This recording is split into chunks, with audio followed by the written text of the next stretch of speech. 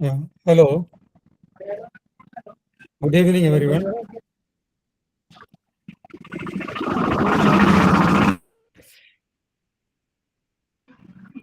പൊതുവായിട്ട് മ്യൂട്ട് ചെയ്തിട്ട് പിന്നെ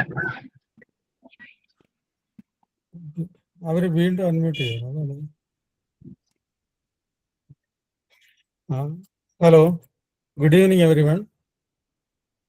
This has been a long-awaited program for us, focused on students and science education. This program is jointly organized by Science People and Janasamskriti Balavedi. Manoj Kumar Manoj Manoj Kumar please mute it. Okay, continue. Okay, let me repeat again. Good evening, everyone. This has been a long-awaited program for us, focused on students and science education. This program is organized jointly by Science People and Janasamskriti Balavedi. Today we have with us distinguished faculty members from India's premier science institutions, IIT, IISER, and TIFR as our panelist. Actually, this program was suggested to us by Professor Pradeep Kumar of IIT Bombay, who is our panelist today. We then approached Professor Kana Sureshan of IISER Trivandrum and Dr. T.N. Narayan of TIFR Hyderabad.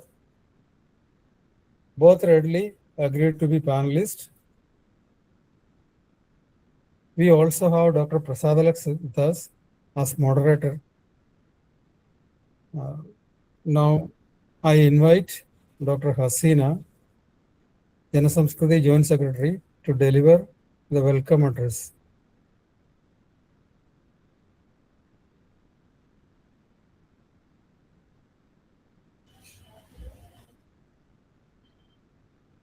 എല്ലാവർക്കും നമസ്കാരം. ജനസംസ്കൃതിയും science people ഡൽഹിയും സംയുക്തമായി സംഘടിപ്പിക്കുന്ന explore higher education opportunities in science എന്ന online interactive സെഷനിലേക്ക് ഏവർക്കും സ്വാഗതം.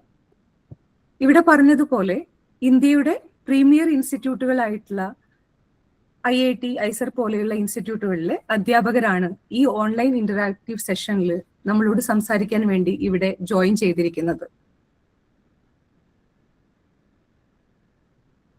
IIT ബോംബെയിലെ professor Pradeep Kumar PI, Indian institute of science education and റിസർച്ചിലെ professor Kana M. Sureshan, Tata institute of fundamental research ഹൈദരാബാദിലെ ഡോക്ടർ T. നാരായൺ എന്നിവരെ സയൻസ് പീപ്പിൾ ഡൽഹിയുടെയും ജനസംസ്കൃതിയുടെയും പേരിൽ ഈ പരിപാടിയിലേക്ക്, ഈ ഓൺലൈൻ ഇന്ററാക്റ്റീവ് സെഷനിലേക്ക് സ്വാഗതം ചെയ്യുന്നു.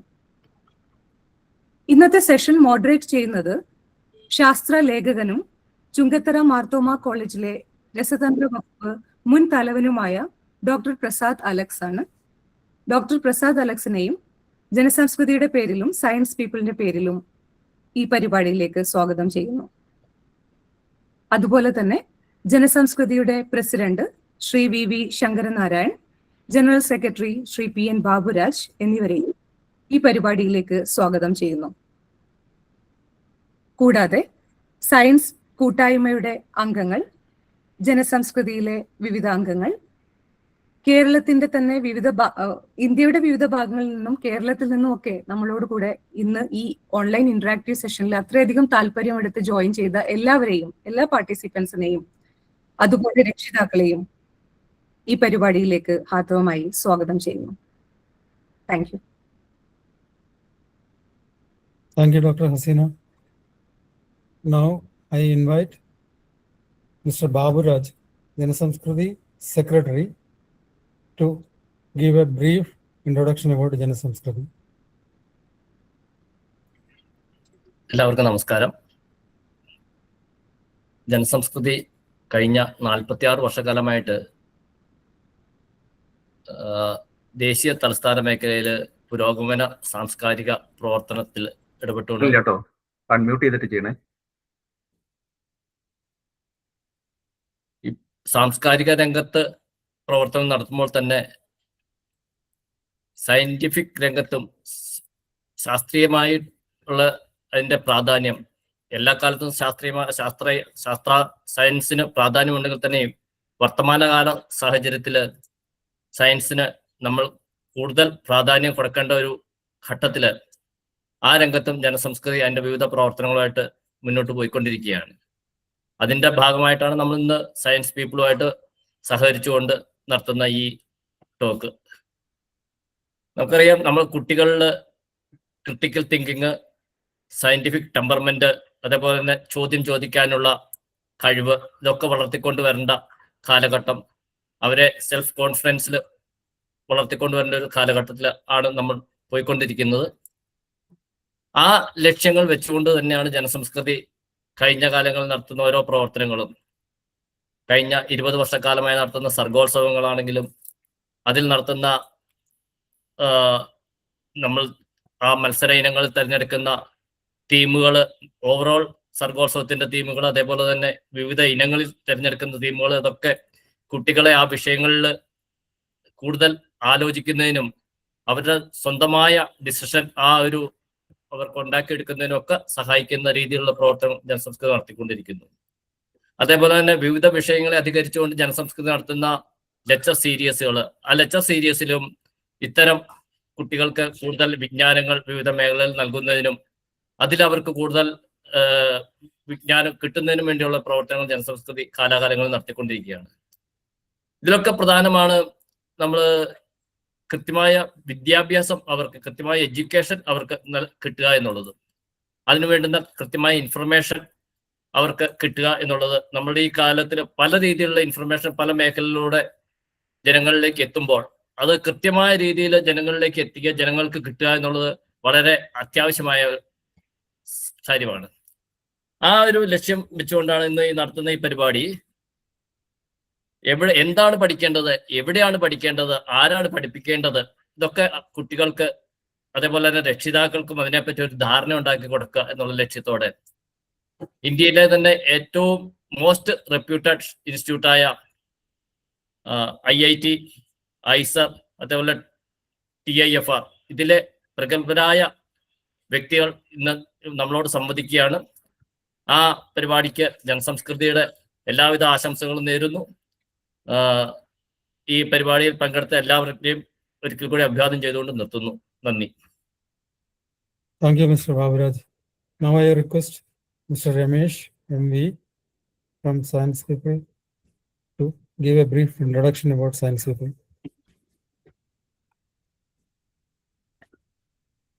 Thank you.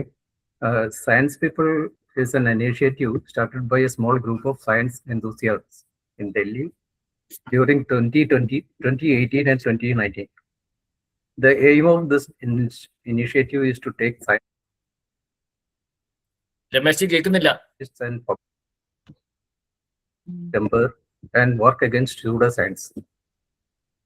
In 2020, when all activities came to a standstill due to COVID, Science People naturally shifted their activities online. This group has been able to organize talks by scientists from renowned universities and scientific institutions across India and abroad. Many of them are now members of this group. In this sense, we are proud that it has become a global community. So far, we have organized 115 talks and 4 children's presentations on Zoom and Google Meet. That's totaling 119 events. Today's event is the 120th. All these are available on Science People's YouTube channel. In addition, we have had over 50 science discussions on Clubhouse. We can share our website, Facebook and YouTube links in the chat box for everyone. We will also try to inform you about upcoming programs. We will also provide a registration form, Google form, link in the chat box so that you can receive timely update about our programs. Everyone is welcome to all Science People programs. Thank you. Thank you, Mr. Ramesh. Now I request Dr. Prasad Alex to take over as moderator and go into the program directly. Thank you Francis. എല്ലാവർക്കും എൻ്റെ നമസ്കാരം. Science പീപ്പിളിന്റെയും ജനസംസ്കൃതിയുടെയും ആഭിമുഖ്യത്തിൽ ഈ പരിപാടി സംഘടിപ്പിച്ചതിന് രണ്ടുപേരുടെയും രണ്ട് സംഘടനകളെയും ഭാരവാഹികളെ ഹാർദമായി അനുമോദിക്കുന്നു. നമ്മൾ നേരിട്ട് സെഷനിലേക്ക് കിടക്കുകയാണ്. നമ്മുടെ ഡിസ്റ്റിംഗ്വിഷ്ഡ് പ്രൊഫസേഴ്സ് നമ്മളോടൊപ്പം ഉണ്ട്. ആദ്യമായി നമ്മൾ ഈ സെഷന്റെ ഓർഗനൈസ് ചെയ്യുന്നത് എങ്ങനെയാണെന്ന് ഞാനൊന്ന് ഒറ്റ മിനിറ്റ് കൊണ്ട് പറയാം. ആദ്യം 3 പ്രൊഫസേഴ്സും അവര് വർക്ക് ചെയ്യുന്ന ഇൻസ്റ്റിറ്റ്യൂഷൻസും അവിടുത്തെ അക്കാഡമിക് ആക്ടിവിറ്റീസ് എങ്ങനെയാണെന്നുള്ളതിനെ കുറിച്ച് നമുക്കൊരു ബ്രീഫിംഗ് തരും. എങ്ങനെയാണ് അവിടെ പ്രവേശനം എന്ന കാര്യത്തെക്കുറിച്ച്. അത് ഒരു 8-10 മിനിറ്റ് വീതം 3 ആളും എടുക്കുന്നതാണ്. അതിനുശേഷം ചോദ്യോത്തരങ്ങളിലേക്ക് കടക്കാം. ചോദ്യോത്തരം നേരത്തെ തന്നെ തയ്യാറാക്കി അയച്ച ചോദ്യങ്ങളുണ്ട്. പലതും സമാന സ്വഭാവമുള്ളതാണ്. അതിനെ കാറ്റഗറൈസ് ചെയ്തിട്ടുണ്ട്. അപ്പോൾ ആ കാറ്റഗറിയിൽ നിന്ന് കുറച്ച് ക്വസ്റ്റ്യൻസ് ഒരുമിച്ച് ബഞ്ചായിട്ട് ചോദിക്കും. അത് ഞാൻ തന്നെ ചെയ്യും. അത് കൂടാതെ ഓഡിയൻസിന്റെ ഇടയ്ക്ക് നിങ്ങൾക്ക് അവസരം തരുന്നതാണ് ചോദിക്കാനായിട്ട്. അപ്പൊ ഏത് വിഷയമാണ് സംസാരിക്കുന്നത് ആ വിഷയത്തിൽ നിന്നുകൊണ്ട് ചോദിക്കണം എന്നുകൂടി അഭ്യർത്ഥിക്കുന്നു. നമ്മൾ സെഷനിലേക്ക് നേരിട്ട് കിടക്കുകയാണ്. നമ്മുടെ 3 പ്രൊഫസേഴ്സ് ഇവിടെ ഉണ്ട്. Professor Kanami Suresan, professor Pradeep Kumar and professor TN Narayan. 3 പേരെയും ഞാൻ ഈ പരിപാടിയിലേക്ക് ഹാർദമായി സ്വാഗതം ചെയ്യുന്നു. First of all I invite professor PI Pradeep Kumar from IIT Mumbai to give us a small briefing. You can take up to 10 minutes, sir. Sir, please. Okay. Thank you, Dr. Prasad. എല്ലാവർക്കും നമസ്കാരം. ഞാൻ ജനറലായിട്ട് പറയാൻ പോകുന്നത് ഈ IIT Indian institute of technology എന്ന് പറയുമ്പോൾ എല്ലാവരും വിചാരിക്കുന്നത് അവിടെ കൂടുതലും എഞ്ചിനീയറിംഗ് പ്രോഗ്രാംസ് ആണുള്ളത്, സയൻസ് പ്രോഗ്രാംസ് കുറവായിരിക്കും എന്നുള്ളത്. ആ ഒരു ധാരണ മാറ്റാൻ കൂടിയാണ് ഞാൻ ഈ ബ്രീഫിംഗ് ചെയ്യാൻ പോകുന്നത്. IIT-കളിൽ എല്ലാ മേജർ IIT-കളിലും ഇപ്പോൾ പുതുതായിട്ട് തുടങ്ങിയിട്ടുള്ള IIT-കളിലും സയൻസ് ഡിപ്പാർട്ട്മെന്റ്സ് വളരെ വളരെ ആക്റ്റീവാണ്. ഇപ്പം IIT ബോംബെയെ സംബന്ധിച്ചിടത്തോളം chemistry, physics, biology, environmental science, geology, ഈ എല്ലാ മേഖലകളിലും സെപ്പറേറ്റ് ഡിപ്പാർട്ട്മെന്റ്സ് ഉണ്ട്. അതിൽ കെമിസ്ട്രി ഒരു വലിയ ഡിപ്പാർട്ട്മെന്റ് ആണ്, 40 faculty members. Physics is equally big. So ഇവിടെയുള്ള പ്രോഗ്രാംസ് പറയുകയാണെങ്കിൽ ഇതൊരു ജനറൽ ആയിട്ടുള്ള ഇത് IIT ബോംബെ സ്പെസിഫിക് അല്ല, ഒരു ജനറൽ ഓവർവ്യൂ ആണ് ഞാൻ പറയുന്നത്. ഈ ഇവിടെയൊക്കെ BS പ്രോഗ്രാംസ് ഉണ്ട്, ബാച്ചുലർ ഓഫ് സയൻസ്. ഇത് 4-year BS degree in chemistry ആണെങ്കിൽ കെമിസ്ട്രി. ചില സബ്ജക്റ്റുകളിൽ ഈ 4-year BS പ്രോഗ്രാം കാണില്ല, ചിലതിൽ കാണും. ആക്ച്വലി കെമിസ്ട്രി ഡിപ്പാർട്ട്മെന്റിലും മാത്തമാറ്റിക്സ് ഡിപ്പാർട്ട്മെന്റിലും ഈ BS പ്രോഗ്രാം ഉണ്ട്. അത് 4-year ലാണ് എൻട്രി കൊടുക്കുന്നത്. അതിപ്പം IIT ബോംബെയുടെ അഡ്മിഷൻ ത്രൂ JEE അഡ്വാൻസ്ഡ് ആണ്. പക്ഷെ എല്ലാ IIT-കളും അങ്ങനെയല്ല പോകുന്നത്. ഇപ്പൊ IIT മദ്രാസ് ഇപ്പൊ കഴിഞ്ഞ വർഷം BS കെമിസ്ട്രി സ്റ്റാർട്ട് ചെയ്തപ്പോൾ അവര് ഐസർ ആപ്റ്റിറ്റ്യൂഡ് ടെസ്റ്റ് ചെയ്യുന്നതാണ് സ്റ്റുഡൻസിനെ അഡ്മിറ്റ് ചെയ്തത്. ഇപ്പം ഈ വർഷം മുതൽ പുതിയ IIT ആയ IIT ധാർവാഡ് ഈ BS പ്രോഗ്രാംസ് റീസ്ട്രക്ചർ ചെയ്ത് റീലോഞ്ച് ചെയ്യുന്നുണ്ട്. അപ്പൊ അവര് പ്ലാൻ ചെയ്തിരുന്നത് അവർ സെൻട്രൽ യൂണിവേഴ്സിറ്റി ടെസ്റ്റ് ചെയ്യുന്നതാണ് സ്റ്റുഡൻസിനെ എടുക്കാൻ താല്പര്യം. സോ അതുകൊണ്ട് ഓരോ IIT-കളിലും requirements academic, because each IITs are independent universities. They have their own separate rules and separate criteria for admission. അപ്പോൾ അവരങ്ങനെയാണ് ചെയ്യുന്നത്. അതുകൊണ്ട് നിങ്ങൾ ഇതിലൊക്കെ പ്രോഗ്രാംസ് താല്പര്യമുള്ള ആളുകൾ JEE അഡ്വാൻസ്ഡ് മാത്രമല്ല ഒരു ഓപ്ഷൻ എന്ന് മനസ്സിലാക്കുക. നിങ്ങൾ അവരെ വെബ്സൈറ്റിൽ കയറി ഈ പ്രോഗ്രാംസിനെ കുറിച്ച്, അണ്ടർ ഗ്രാജുവേറ്റ് പ്രോഗ്രാംസിനെ കുറിച്ച് നോക്കുക. പിന്നെ ഈ 4-year പ്രോഗ്രാം സ്റ്റാർട്ട് ചെയ്യുന്ന ആൾക്കാർക്ക് ഒരു 1 year എക്സ്ട്രാ കൂടെ ചെയ്താൽ BS MS degree, dual degree കിട്ടാനുള്ള ഒരു ഓപ്ഷനും ഉണ്ട്. അതൊരു പ്രോഗ്രാം. രണ്ടാമത്തെ പ്രോഗ്രാം എന്ന് പറയുന്നത് 2-year MSc programme. 2-year MSc programme ഇപ്പൊ 3-year BSc കഴിഞ്ഞ സ്റ്റുഡൻസ്, ഇപ്പൊ NEP-ലാണെങ്കിലും 3-year, third year there is an exit option to get a BSc degree. അവർക്ക് ഈ JAM എന്ന് പറയുന്ന ജോയിന്റ് അഡ്മിഷൻ ഫോർ മാസ്റ്റേഴ്സ് എന്ന് പറഞ്ഞ IIT-കൾ നടത്തുന്ന ഒരു എക്സാം ഉണ്ട്. ആ JAM ക്ലിയർ ചെയ്താൽ ഈ പ്രോഗ്രാമിൽ ഡയറക്റ്റ് ആയിട്ട് അഡ്മിഷൻ. ഒരു ഇന്റർവ്യൂ ഇല്ല, ടെസ്റ്റും ജസ്റ്റ് ഒരു ടെസ്റ്റ് മാത്രമാണ് ഈ JAM-ലുള്ളത്.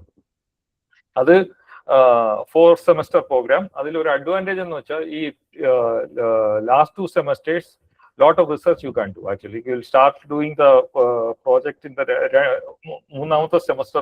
ആദ്യത്തെ തൊട്ട് തന്നെ റിസർച്ച് പ്രോജക്ട്സ് സ്റ്റാർട്ട് ചെയ്യും. പിന്നെ 4ാമത്തെ സെമസ്റ്റർ കൂടുതലും കോഴ്സസ് ഒക്കെ വളരെ കുറവായിരിക്കും, റിസർച്ചിലായിരിക്കും കൂടുതൽ ഫോക്കസ് ചെയ്യുന്നത്. പിന്നെ അതിൽ ഈ ജാമിൽ കൂടെ തന്നെ ചില IIT-കളിൽ ഇന്റഗ്രേറ്റഡ് MSc PhD പ്രോഗ്രാമിലും അഡ്മിറ്റ് ചെയ്യാറുണ്ട്.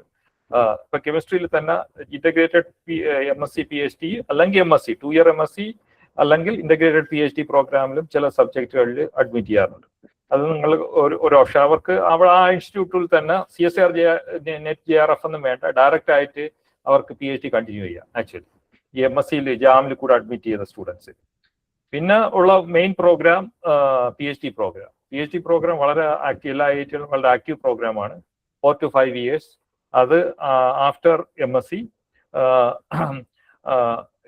എല്ലാ IIT-കളിലും വലിയ ഡിപ്പാർട്ട്മെന്റുകൾ ഉള്ളതുകൊണ്ട് തന്നെ എല്ലാ areas of science are well represented. എല്ലാ ഏരിയാസും ഇപ്പൊ കെമിസ്ട്രിയിൽ തന്നെ എടുത്ത എല്ലാ ഏരിയ ഓഫ് കെമിസ്ട്രിയും ഓരോ IIT-കളിലും എസ്റ്റാബ്ലിഷ്ഡ് ഓൾഡ് IITs-ൽ റെപ്രസെന്റേഷൻ ഉണ്ട്.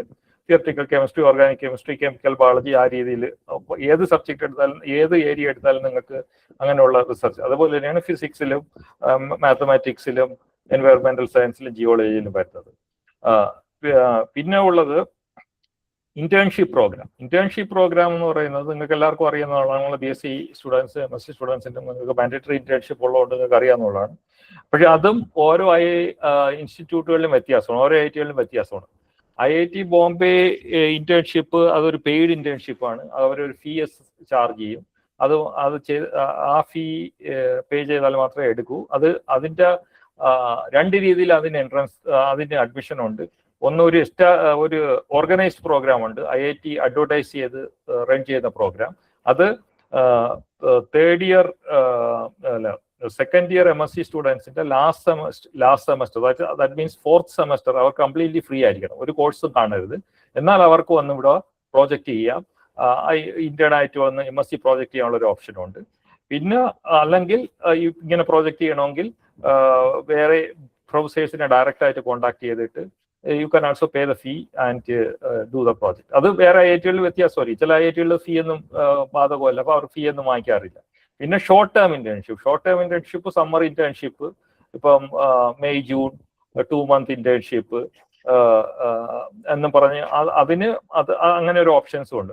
അത് ഡയറക്റ്റ് ആയിട്ട് പ്രൊഫസേഴ്സിനെ കോൺടാക്ട് ചെയ്യുക, അല്ലെങ്കിൽ പിന്നെ ഇന്ത്യൻ അക്കാഡമി ഓഫ് സയൻസസ് ഒരു ഓർഗനൈസ്ഡ് പ്രോഗ്രാം ഉണ്ട്. എവരി ഇയർ അവർ അഡ്വർടൈസ്മെന്റ് വിളിക്കും നവംബർ സമയത്ത്.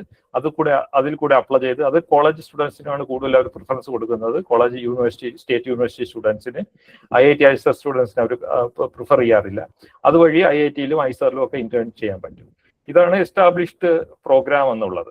പിന്നെ പറയാനുള്ളത് what are the advantage coming to these institution. ഇതെന്ന് വെച്ചാൽ ഈ ഇൻസ്റ്റിറ്റ്യൂഷൻസ് വളരെ well funded and also therefore well equipped and teachers are very well qualified. Actually എല്ലാവരും ആക്റ്റീവ് റിസർച്ചേഴ്സ് ആണ്. അപ്പൊ എല്ലാവർക്കും അവരുടേതായ ലാബുണ്ട്. അപ്പൊ നിങ്ങൾക്ക് ഇങ്ങനത്തെ ഒരു ഇൻസ്റ്റിറ്റ്യൂഷനിൽ വന്ന് ജോയിൻ ചെയ്താൽ നിങ്ങൾക്ക് ഡയറക്റ്റ് ആയിട്ട് എന്താണ് റിസർച്ച്, ഇപ്പൊ നിങ്ങളിപ്പം എല്ലാവരും റിസർച്ച് ചെയ്യുന്ന MSc-ക്ക് റിസർച്ച് ചെയ്യുന്ന ഒരു PhD-ക്ക് പോകണമെന്നല്ലേ ഞാൻ പറയുന്നത്. If you have flavour you can get into that. അല്ലെങ്കിലും നിങ്ങൾ MSc-ക്ക് ഒരു റിസർച്ച് ചെയ്യുമ്പോൾ നിങ്ങൾക്ക് how to ask a question, how to formulate a hypothesis, നിങ്ങൾ ഏത് ഫീൽഡിൽ പോയാലും ഇങ്ങനെയുള്ള ഒരു എക്സ്പോഷർ നിങ്ങളെ ഹെൽപ്പ് ചെയ്യും. അതുകൊണ്ട് പിന്നെ state of the art facilities you can access, ഏത് മിഷൻസ് വേണോ യൂസ് ചെയ്യാം, ലോകത്തിലുള്ള ഏത് രീതിയിലുള്ള റിസർച്ചും ചെയ്യാൻ പറ്റുന്ന ഒരു ഇൻഫ്രാസ്ട്രക്ചർ ഈ സിസ്റ്റത്തിലുണ്ട്. അതുകൊണ്ട് വളരെ നിങ്ങൾക്ക് വളരെ ബെനിഫിറ്റ് ആയിരിക്കും ഫ്യൂച്ചർ കരിയറിൽ. ഈ ഫീൽഡിൽ തന്നെ നിൽക്കുന്നവർക്ക് വളരെ ബെനിഫിറ്റ് ആയിരിക്കും. മറ്റേ ഫീൽഡിലോട്ട് പോകുന്നവർക്ക് വേറെ രീതിയിലുള്ള ഒരു എക്സ്പോഷർ, ഒരു ഓവറോൾ ഡെവലപ്മെന്റ് നിങ്ങൾക്ക് കിട്ടും. അതാണ് എനിക്ക് ബ്രീഫായിട്ട് പറയാനുള്ളത്. Thank you sir. എല്ലാവരും ശ്രദ്ധിച്ചിട്ടുണ്ടാവും. ഇതിനോടനുബന്ധിച്ച് സംശയങ്ങൾ ഉണ്ടെങ്കിൽ മനസ്സിൽ കരുതി വെക്കാം. അടുത്തതായി next I invite professor Kanam Suresan from IISER Trivandrum to give us a briefing on IISERs and IISER Trivandrum in particular. Sure. Thank you. ഞാൻ മലയാളത്തിൽ പറയാമെന്ന് വിചാരിക്കുന്നു. മലയാളം അറിയാത്തവരുണ്ടാവില്ല എന്ന് വിചാരിക്കുന്നു. അങ്ങനെ ഉണ്ടെങ്കിൽ പറഞ്ഞാൽ മതി. ആർക്കെങ്കിലും മലയാളം മനസ്സിലായെങ്കിൽ ഇംഗ്ലീഷിലേക്ക് മാറ്റാം. ഇപ്പോൾ പ്രദീപ് പറഞ്ഞതുപോലെ തന്നെയാണ് നമ്മുടെ ഈ പ്രോഗ്രാംസ്. നമ്മുടെ ആദ്യത്തെ അതായത് നമ്മുടെ ഫ്ലാഗ്ഷിപ്പ് പ്രോഗ്രാം എന്താണെന്ന് വെച്ചാൽ BSMS ഡിഗ്രിയാണ്, അതായത് ഡ്യുവൽ ഡിഗ്രി 5 വർഷത്തെ കോഴ്സ് ആഫ്റ്റർ +2. അത് നമ്മൾ എടുക്കുന്നത് IIT ചെയ്യുന്നതല്ല. മുന്നേ ഒക്കെ IIT ചെയ്യുന്നു എടുക്കുമായിരുന്നു. പക്ഷേ ഈ കഴിഞ്ഞ 2 വർഷമായിട്ട് നമ്മൾ നമ്മുടേതായ എക്സാം മാത്രം, അതായത് IAT ഐസർ ആപ്റ്റിറ്റ്യൂഡ് ടെസ്റ്റ് അതുവഴി പാസ്സായ കുട്ടികളെയാണ് ഇതിലേക്ക് എടുക്കുന്നത്. എല്ലാ ഐസറിലെയും 7 ഐസറുകളാണ് ഇന്ത്യയിലുള്ളത്. ഏകദേശം 2400 സീറ്റ് അവൈലബിൾ ആണ് ഈ എല്ലാ ഐസറിലും കൂടിയിട്ട് ഈ BSMS പ്രോഗ്രാമിന്. ജൂൺ 7-നാണ് പരീക്ഷ നടക്കാൻ പോകുന്നത് ഈ വർഷത്തെ. നാളെയാണ് ആപ്ലിക്കേഷൻ്റെ ലാസ്റ്റ് ഡേറ്റ്. നാളെ 11:55 ആണ് ലാസ്റ്റ് ടൈം ഓഫ് ആപ്ലിക്കേഷൻ. അപ്പോൾ ഇത് പരീക്ഷ 4 വിഷയം ഉണ്ടാവും: physics, chemistry, mathematics and biology. ഓരോ വിഷയത്തിൽ നിന്നും 15 ക്വസ്റ്റ്യൻ വീതം 60 ക്വസ്റ്റ്യൻ ആണ് ഈ പരീക്ഷയിൽ ഉണ്ടാവുക. ഈ ഐസർ ആപ്റ്റിറ്റ്യൂഡ് ടെസ്റ്റിൽ ഓരോ റൈറ്റ് ആൻസറിന് 4 മാർക്കും റോങ് ആൻസറിന് -1 മാർക്കും, അങ്ങനെ 240-ലാണ് മാർക്ക് ഇടുന്നത്. അത് വെച്ചിട്ടാണ് റാങ്ക് ലിസ്റ്റ് ഉണ്ടാക്കുന്നത്. അങ്ങനെയാണ് അതിൻ്റെ ഒരു സെലക്ഷൻ പ്രൊസീജിയർ. മറ്റേ അതിൻ്റെ കോഴ്സിൻ്റെ സ്ട്രക്ചറൊക്കെ പ്രദീപ് ഓൾറെഡി പറഞ്ഞതുപോലെ തന്നെയാണ്. ആദ്യത്തെ 1.5 വർഷം എല്ലാ വിഷയവും ഈ 4 വിഷയവും പഠിക്കണം. ഫിസിക്സ്, കെമിസ്ട്രി, മാത്തമാറ്റിക്സ്, ബയോളജി പഠിക്കണം. അതിൽ 3-ാമത്തെ സെമസ്റ്റർ, അതായത് 1.5 വർഷം ആകുമ്പോൾ ഒരു വിഷയം അവർക്കുള്ള, അതായത് ഇഷ്ടമുള്ള 1-2 വിഷയങ്ങൾ. ഇപ്പം ഒരു കുട്ടിക്ക് ഫിസിക്സോ കെമിസ്ട്രിയോ മേജർ ചെയ്യണം എന്ന് ആഗ്രഹമുണ്ടെങ്കിൽ ആ വിഷയങ്ങളിലെ ഓരോ അഡീഷണൽ കോഴ്സ് കൂടി എടുക്കാം. അതിന് പകരമായിട്ട് അവർക്ക് ഇഷ്ടമില്ലാതെ ഒരു കോഴ്സ് ഡ്രോപ്പ് ചെയ്യാം എന്നുള്ള ഒരു ഓപ്ഷൻ ഉണ്ട്. പ്രീ മേജർ എന്ന് പറയും. മേജറിലേക്ക് പോകുന്നതിന് മുമ്പ് പ്രീ മേജർ എന്നൊരു സെമസ്റ്ററാണ് 3-ാമത്തെ സെമസ്റ്റർ. അതായത് ഒരു കുട്ടിക്ക് കെമിസ്ട്രിയാണ് ഇഷ്ടമെങ്കിൽ 2 കെമിസ്ട്രി കോഴ്സ് എടുക്കാം. ബയോളജി കോഴ്സ് വേണമെങ്കിൽ ഒഴിവാക്കാം, അല്ലെങ്കിൽ വേറെ ഏത് കോഴ്സ് വേണമെങ്കിലും ഒഴിവാക്കാം. അങ്ങനെയുള്ളൊരു ഓപ്ഷനാണ്. അത് ഐസർ ട്രിവാൻഡ്രത്തുള്ള ഒരു സ്ട്രക്ചറാണ്. ഈ ചെറിയ സ്ട്രക്ചറൽ വേരിയേഷൻസ് ഒക്കെ മറ്റ് ഐസറിൽ ഡിഫറെൻ്റ് ആയിരിക്കും. അപ്പോൾ ചില ഐസറിൽ ഇപ്പോൾ 2 സെമസ്റ്റർ മാത്രമേ ഈ ബേസിക് കോഴ്സുകളൊക്കെ ഉള്ളൂ. ഇപ്പോൾ ഐസർ ഭോപ്പാലിലൊക്കെ അങ്ങനെയാണ്. 3-ാമത്തെ സെമസ്റ്റർ മുതൽ മേജറിലേക്ക് പോവുകയാണ്. നമ്മുടേത് ശരിക്കും മേജറിലേക്ക് പോകുന്നത് 4-ാമത്തെ സെമസ്റ്റർ മുതലാണ്, 1.5 വർഷം കഴിഞ്ഞ ശേഷം. പിന്നെ 4 വർഷം വരെ കംപ്ലീറ്റ് തിയറി ബേസ്ഡ് ആയിരിക്കും. ഓഫ്കോഴ്സ് പ്രാക്ടിക്കൽസ് ഉണ്ടാവും. പ്രാക്ടിക്കൽസ് ആസ് പാർട്ട് ഓഫ് കരിക്കുലമാണ്. പിന്നെ സമ്മർ ഇന്റേൺഷിപ്പിന് കുട്ടികൾ ഐസറിൽ തന്നെ ചെയ്യും. ചിലപ്പോഴും മറ്റുള്ള ഇൻസ്റ്റിറ്റ്യൂട്ടിൽ പോകും. യൂഷ്വലി ആരും വെറുതെ ലീവ് എടുത്ത് വീട്ടിൽ പോയി നിൽക്കാറില്ല. മാക്സിമം 10-15 ദിവസം മാത്രമേ കുട്ടികൾ ലീവ് എടുത്ത് വീട്ടിൽ പോകാറുള്ളൂ. മറ്റുള്ള സമയങ്ങളൊക്കെ മറ്റ് ഐസറുകളിലേക്കോ അല്ലെങ്കിൽ IIT-യിലേക്കോ ഇന്റേൺഷിപ്പിന് പോകും. അതായത് 1-ാം വർഷം മുതൽ തന്നെ BSc-യുടെ 1-ാം തന്നെ കുട്ടികളെ റിസൾട്ട് ചെയ്യുന്നു എന്നുള്ളതാണ് ഇതിൻ്റെ ഒരു പ്രത്യേകത. അപ്പോൾ 4 വർഷം കഴിഞ്ഞ് വേണമെങ്കിൽ എക്സിറ്റ് അടിച്ചാൽ BSc ഡിഗ്രി മാത്രമാണ് കിട്ടുന്നത്. അത് നേരത്തെ പ്രൊഫസർ പ്രദീപ് പറഞ്ഞ പോലെ തന്നെയാണ്. 5 വർഷം കംപ്ലീറ്റ് ചെയ്താൽ 5-ാമത്തെ വർഷം ഫുള്ളി റിസർച്ചാണ്, മാസ്റ്റർ ഡിഗ്രിയാണ് കിട്ടുന്നത്. BSMS ഡ്യുവൽ ഡിഗ്രിയാണ് കിട്ടുന്നത്.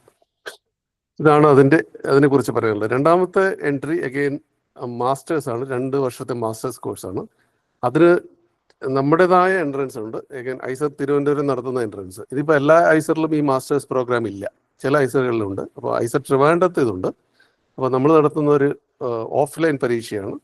ഓഫ്ലൈൻ പരീക്ഷ അതിൽ ആർക്കാണ് നല്ല റാങ്ക്, ആ റാങ്ക് ലിസ്റ്റ് ബേസ്ഡ് ആണ് കുട്ടികൾ എടുക്കുന്നത്. പിന്നെ ഇൻ്റഗ്രേറ്റഡ് PhD ഉണ്ട്. അത് ഓഫ് കോഴ്സ് അതിന് ഫെലോഷിപ്പ് കിട്ടും. മാസ്റ്റേഴ്സിന് ഫെലോഷിപ്പ് കിട്ടില്ല എന്നുള്ളതാണ് വ്യത്യാസം. അത് ഇൻ്റഗ്രേറ്റഡ് PhD എന്ന് വെച്ചാൽ മാസ്റ്റേഴ്സും PhD-യും ഒന്നിച്ച് ഉള്ളതാണ്. ഏകദേശം 7 വർഷമാണ് അതിൻ്റെ കാലാവധി. യൂഷ്വലി 2 വർഷം മാസ്റ്റേഴ്സിനും ബാക്കി 5 വർഷം PhD-ക്കും എന്ന രീതിയിൽ. പക്ഷെ മാസ്റ്റേഴ്സ് മുതൽ തന്നെ ഇതിന് ഫെലോഷിപ്പ് കിട്ടിക്കൊണ്ടിരിക്കും. അതിനുള്ള എൻട്രി എഗെയിൻ നമ്മുടെ തന്നെ എക്സാമാണ്.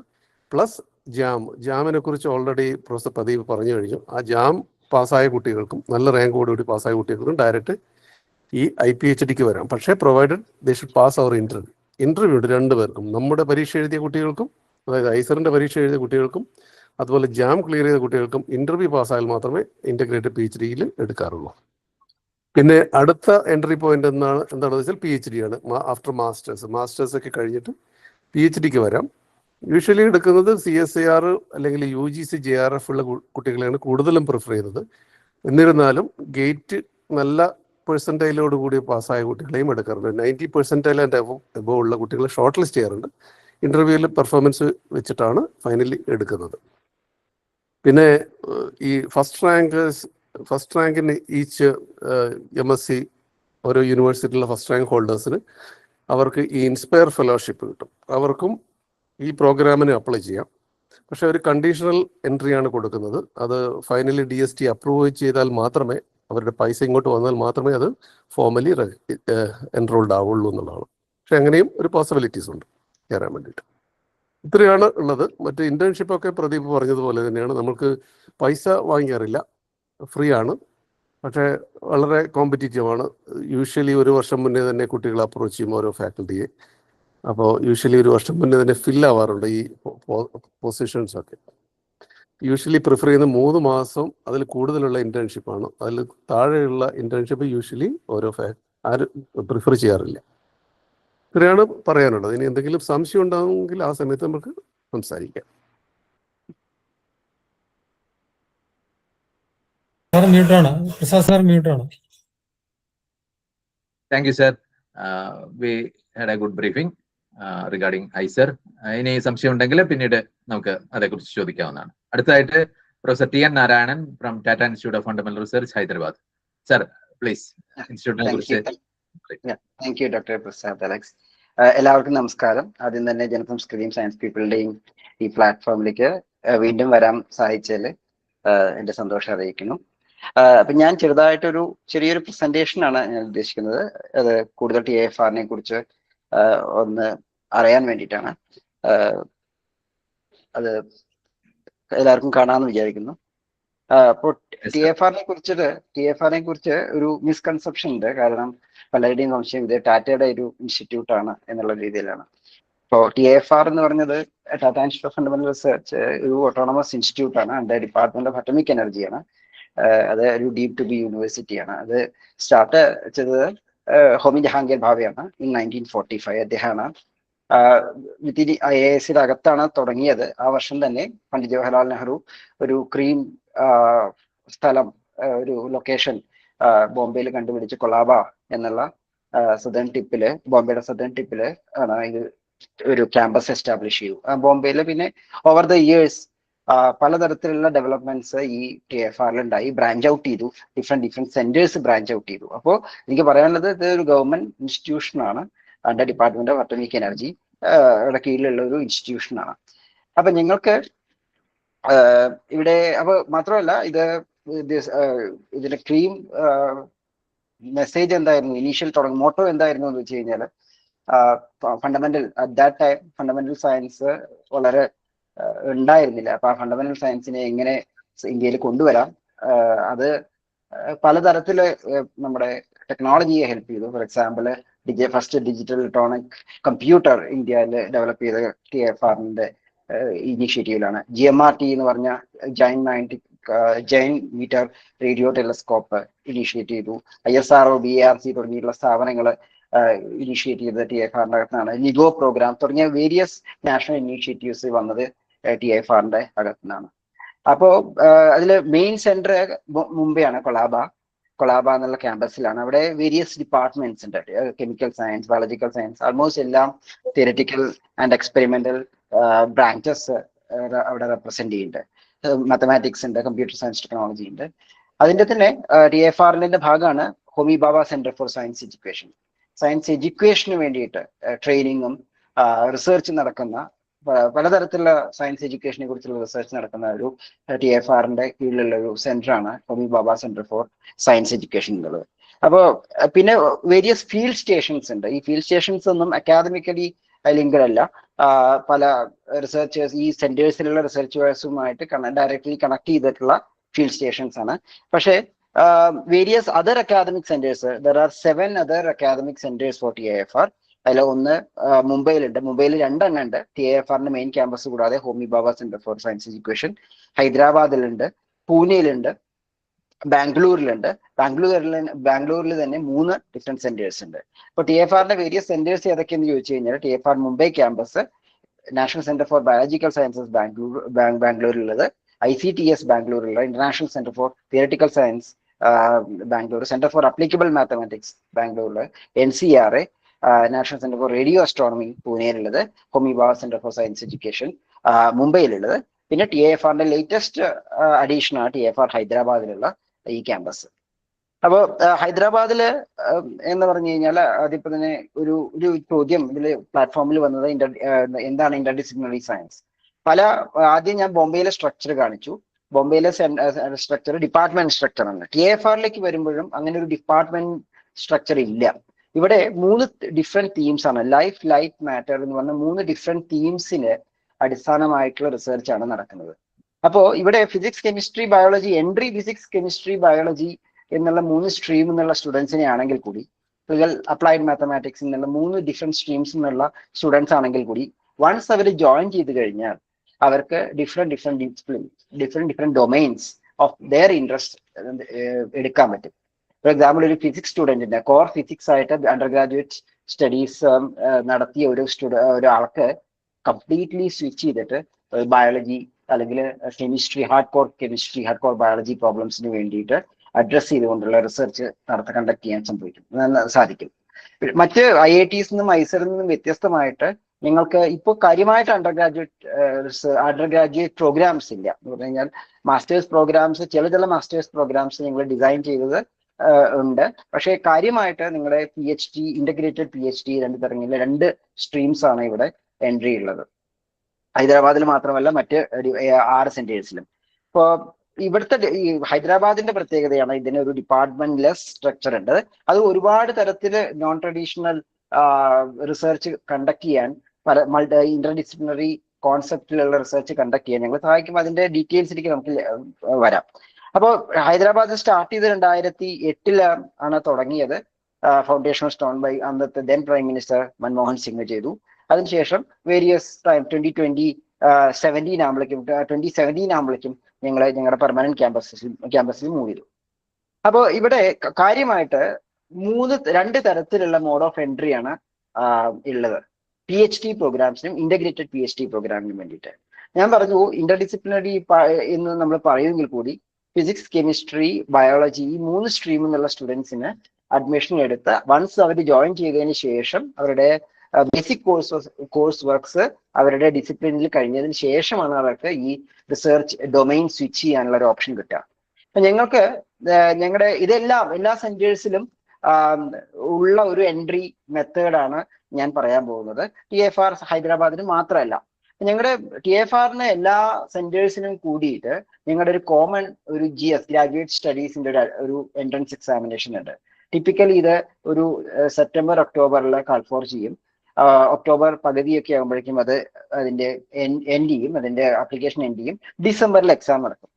എങ്ങനെ എക്സാം നടത്തി കഴിഞ്ഞിട്ട് അതിന് ശേഷം ഒരു ഇന്റർവ്യൂ ഉണ്ട്. അപ്പൊ ഇന്റർവ്യൂ സാധാരണ ഈ മാസത്തെ ഇപ്പൊ ഞങ്ങളുടെ ഫിസിക്സ് ആൻഡ് കെമിസ്ട്രി ഇന്റർവ്യൂ കഴിഞ്ഞു. ബയോളജി ഇന്റർവ്യൂ അടുത്ത മാസമാണ് വരുന്നത്. ഇതാണ് ഒരു തരത്തിലുള്ള മോഡ് ഓഫ് അഡ്മിഷൻ. രണ്ടാമത്തെ mode of admission for PhD and integrated PhD എന്ന് പറയുന്നത് വേരിയസ് മോഡ് 2 എന്ന് നമ്മൾ പറയുന്നത് നാഷണൽ എക്സാംസ്. ഏതെങ്കിലും ഒരു നാഷണൽ എക്സാം ഫിസിക്സിലാണെങ്കിൽ ഗേറ്റ്, ജസ്റ്റ്, CSIR, UGC 3 കാറ്റഗറിയിലും പെട്ടിട്ടുള്ളത്. ഈ സ്റ്റുഡൻസിനെ പെർട്ടിക്കുലർലി ഹൈ റാങ്ക് സ്കോളേഴ്സിനെ ആക്ച്വലി ഇതിനു വേണ്ടി അപ്ലൈ ചെയ്യും. ഈ മോഡ് 2 ഇതിന്റെ അഡ്മിഷൻ അഡ്വർടൈസ്മെന്റും ആൾറെഡി ഔട്ടാണ്. അപ്പൊ ഈ മോഡ് 1 ആണെങ്കിലും മോഡ് 2 ആണെങ്കിലും ഞങ്ങളുടേതായിട്ടുള്ള ഇന്റർവ്യൂ ഉണ്ട്. 2 രീതിയിൽ 2 സെറ്റായിട്ട് ഇന്റർവ്യൂ കണ്ടക്ട് ചെയ്യും. ഈ 2 സെറ്റ് ഓഫ് ഇന്റർവ്യൂ ആണ് ഇന്റർവ്യൂ വളരെ ഇമ്പോർട്ടന്റ് ആണ്. നിങ്ങൾ വളരെ പ്രാധാന്യം കൊടുക്കുന്നതാണ്. ഇന്റർവ്യൂ ചെയ്തിട്ടാണ് ഞങ്ങളുടെ ഫെലോഷിപ്പോടുകൂടി TIFRന്റെ ഫെലോഷിപ്പോടുകൂടി ഇവർക്ക് ഇവിടെ 5 വർഷം റിസർച്ച് ചെയ്യാൻ പറ്റും.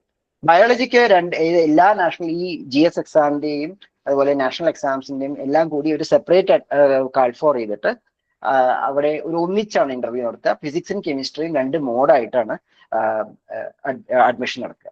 ഇനി ഇന്റേൺഷിപ്പും ഒക്കെ നേരത്തെ കാന സുരേഷിനും പ്രദീപൊക്കെ പറഞ്ഞ പോലെ ഞങ്ങളുടെ ഇന്റേൺഷിപ്പ് പ്രോഗ്രാംസ് ഉണ്ട്, സമ്മർ ഫെലോഷിപ്സ് ഉണ്ട്, നാഷണൽ പ്രോഗ്രാംസ്, നാഷണൽ ഏജൻസീസ് ആയിട്ടുള്ള ഇന്ത്യൻ അക്കാദമി ഓഫ് സയൻസ് പോലെയുള്ള ഏജൻസീസ് അവർ കൊടുക്കുന്ന ഫെലോഷിപ്പ് പോലുള്ള കുട്ടികളെ നമ്മൾ അഡ്മിറ്റ് ചെയ്യാറുണ്ട്. TIFRന്റേത് മാത്രമായിട്ടുള്ള ഒരു സമ്മർ ഫെലോഷിപ്പ് ഉണ്ട്. അതുപോലെ ഇന്റേൺഷിപ്പ് പ്രോഗ്രാംസും ഉണ്ട്. ഇതെല്ലാം പലപ്പോഴും TIFRന്റെ ഇന്റേൺഷിപ്പ് പ്രോഗ്രാമിന് നിങ്ങൾ കാൾ ഫോർ ചെയ്യും, ആ ഒരു പോർട്ടലിൽ അപ്ലൈ ചെയ്യാം. അതല്ലെങ്കിൽ ഇൻഡിവിജ്വൽ ഫാക്കൽറ്റി മെമ്പേഴ്സിനെ കോൺടാക്ട് ചെയ്തിട്ട് അവിടെ ഒരു short term project 2 to 3 months project ചെയ്യാനുള്ള ഒരു അവസരം കിട്ടും. അത് TFR പ്രോഗ്രാം ആണെങ്കിൽ, ഗ്രാജുവേറ്റ് ഇന്റേൺഷിപ്പ് പ്രോഗ്രാം ആണെങ്കിൽ ഈ ഞങ്ങൾ ഫണ്ട് ചെയ്യും. മറ്റ് ഫാക്കൽറ്റി അപ്രോച്ച് ചെയ്തിട്ട് ഫാക്കൽറ്റി അലോ ചെയ്യുന്നതാണെങ്കിൽ ഞങ്ങൾ പൈസയൊന്നും അടയ്ക്കണ്ട, പക്ഷേ അവർ തരുന്ന ടൈം ഡ്യൂറേഷനും അവർ തരുന്ന കൺസ്ട്രെയിൻസിലും വർക്ക് ചെയ്യേണ്ടി വരും. ഇങ്ങനെയാണ് പൊതുവെ TFRന്റെ എല്ലാ സെന്റേഴ്സിലേക്കുള്ള അഡ്മിഷൻ പ്രൊസീജിയർ എന്ന് പറഞ്ഞത്. ഇനി വളരെ സ്പെസിഫിക് ആയിട്ട് വല്ല ക്വസ്റ്റ്യൻ ഉണ്ടെങ്കിൽ ഞാൻ അഡ്രസ് ചെയ്യാം. കൂടുതലായിട്ട് ഇന്റർ ഡിസിപ്ലിനറി റിസർച്ചിനെ കുറിച്ചിട്ടും അപ്പോൾ നമുക്ക് ഡിസ്കസ് ചെയ്യാം. Thank you. Thank you, Professor Narayanan. We had a good briefing actually regarding what is happening in TIFR. ഇനി നമുക്ക് ക്വസ്റ്റ്യൻ ആൻസേഴ്സ് സെഷനിലേക്കാണ് കിടക്കേണ്ടത്. നേരത്തെ തന്നെ നിങ്ങൾ പലരും ക്വസ്റ്റ്യൻസ് പലതും തന്നിട്ടുണ്ട്. അതിനെ ഒരു 3-4 സെക്ഷനായിട്ട് ഞാൻ ഡിവൈഡ് ചെയ്തിട്ടുണ്ട്. ഒന്ന് UG PG അഡ്മിഷൻസിനെ കുറിച്ചാണ്, ഒന്ന് റിസർച്ചിനെ കുറിച്ചുള്ള കുറച്ച് ചോദ്യങ്ങളുണ്ട്, പിന്നെ പ്രോജക്ട് ഇന്റേൺഷിപ്പിനെ കുറിച്ചുള്ളതുണ്ട്. അത് കുറച്ചൊക്കെ ഓൾറെഡി അഡ്രസ് ചെയ്ത് കഴിഞ്ഞു. സ്കോളർഷിപ്സിനെ കുറിച്ചുള്ളതുണ്ട്, സ്കോപ്പ്, ഓരോ കോഴ്സിന്റെ സ്കോപ്പിനെ കുറിച്ചുള്ള ചില ചോദ്യങ്ങളുണ്ട്. അപ്പൊ ഞാനത് ചില ചോദ്യങ്ങൾ ഒരുമിച്ച് ചേർത്തങ്ങ് ചോദിക്കുകയാണ്. 3 പേരും അതിലെ ഏതെങ്കിലുമൊക്കെ ആസ്പെക്ട്സ് പറഞ്ഞാൽ മതിയോ?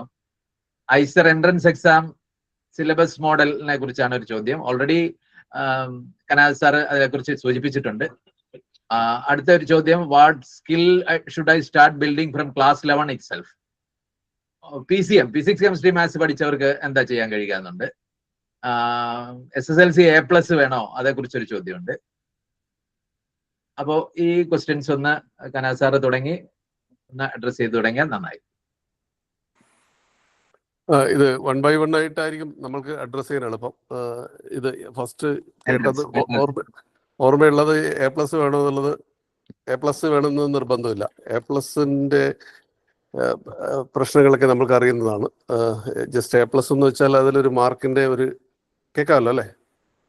കേൾക്കാം സാർ. ആ പരീക്ഷയിലുള്ള മാർക്കാണ് അവിടെ കാണിക്കുന്നത്, അല്ലെങ്കിൽ മാർക്കിന്റെ ആ ഒരു പൊസിഷനിങ് ആണ് അവിടെ കാണിക്കുന്നത്. ഇവിടെ വേണ്ടത് എന്താണെന്ന് വെച്ചാൽ നമ്മൾക്ക് വരുന്ന പ്രോബ്ലംസ് ആ സിലബസിനകത്ത് നിന്നുള്ള പ്രോബ്ലംസ് മാത്രമേ വരുള്ളൂ. നമ്മുടെ ഐസർ പരീക്ഷയാണെങ്കിൽ ഐസറിന്റെ വെബ്സൈറ്റിൽ അതിന്റെ സിലബസ് കംപ്ലീറ്റ് കൊടുത്തിട്ടുണ്ട്. അതിനകത്തുള്ള ക്വസ്റ്റ്യൻ മാത്രമേ വരുള്ളൂ. പക്ഷെ അതിനകത്ത് നിങ്ങൾ പഠിച്ച ഏതെങ്കിലും ഒരു പുസ്തകത്തിലെ ക്വസ്റ്റ്യൻ വരും എന്നുള്ളില്ല. ആ പഠിച്ച കൺസെപ്റ്റ് വെച്ച് ക്രാക്ക് ചെയ്യേണ്ട ക്വസ്റ്റ്യൻസ് ആണ് വരുന്നത്. ഇവിടെ കൺസെപ്റ്റ് ആണ് ടെസ്റ്റ് ചെയ്യപ്പെടുന്നത്, അല്ലാതെ നിങ്ങളുടെ ഓർമ്മശക്തിയല്ല. ഓർമ്മശക്തി എന്ന് പറഞ്ഞാൽ ഒരു പരീക്ഷയിൽ മാർക്ക് വാങ്ങിക്കുന്നതൊക്കെ എങ്ങനെയാണല്ലോ, നമ്മുടെ ഇന്നത്തെ സിറ്റുവേഷനിൽ അങ്ങനെയാണ്. ആ പുസ്തകത്തിലുള്ളതൊക്കെ പഠിച്ചാൽ നമുക്ക് ഫുള്ള് മാർക്ക് കിട്ടുമായിരിക്കും. പക്ഷേ ഒരു പുതിയ ചോദ്യം ചോദിച്ചാൽ അത് ആൻസർ ചെയ്യാൻ പറ്റണം എന്നുള്ളതാണ് നമ്മൾ ടെസ്റ്റ് ചെയ്യപ്പെടുന്നത്. അതാണ് A+നെ കുറിച്ച് പറയാനുള്ളത്. രണ്ടാമത്തെ ചോദ്യം എന്തായിരുന്നു?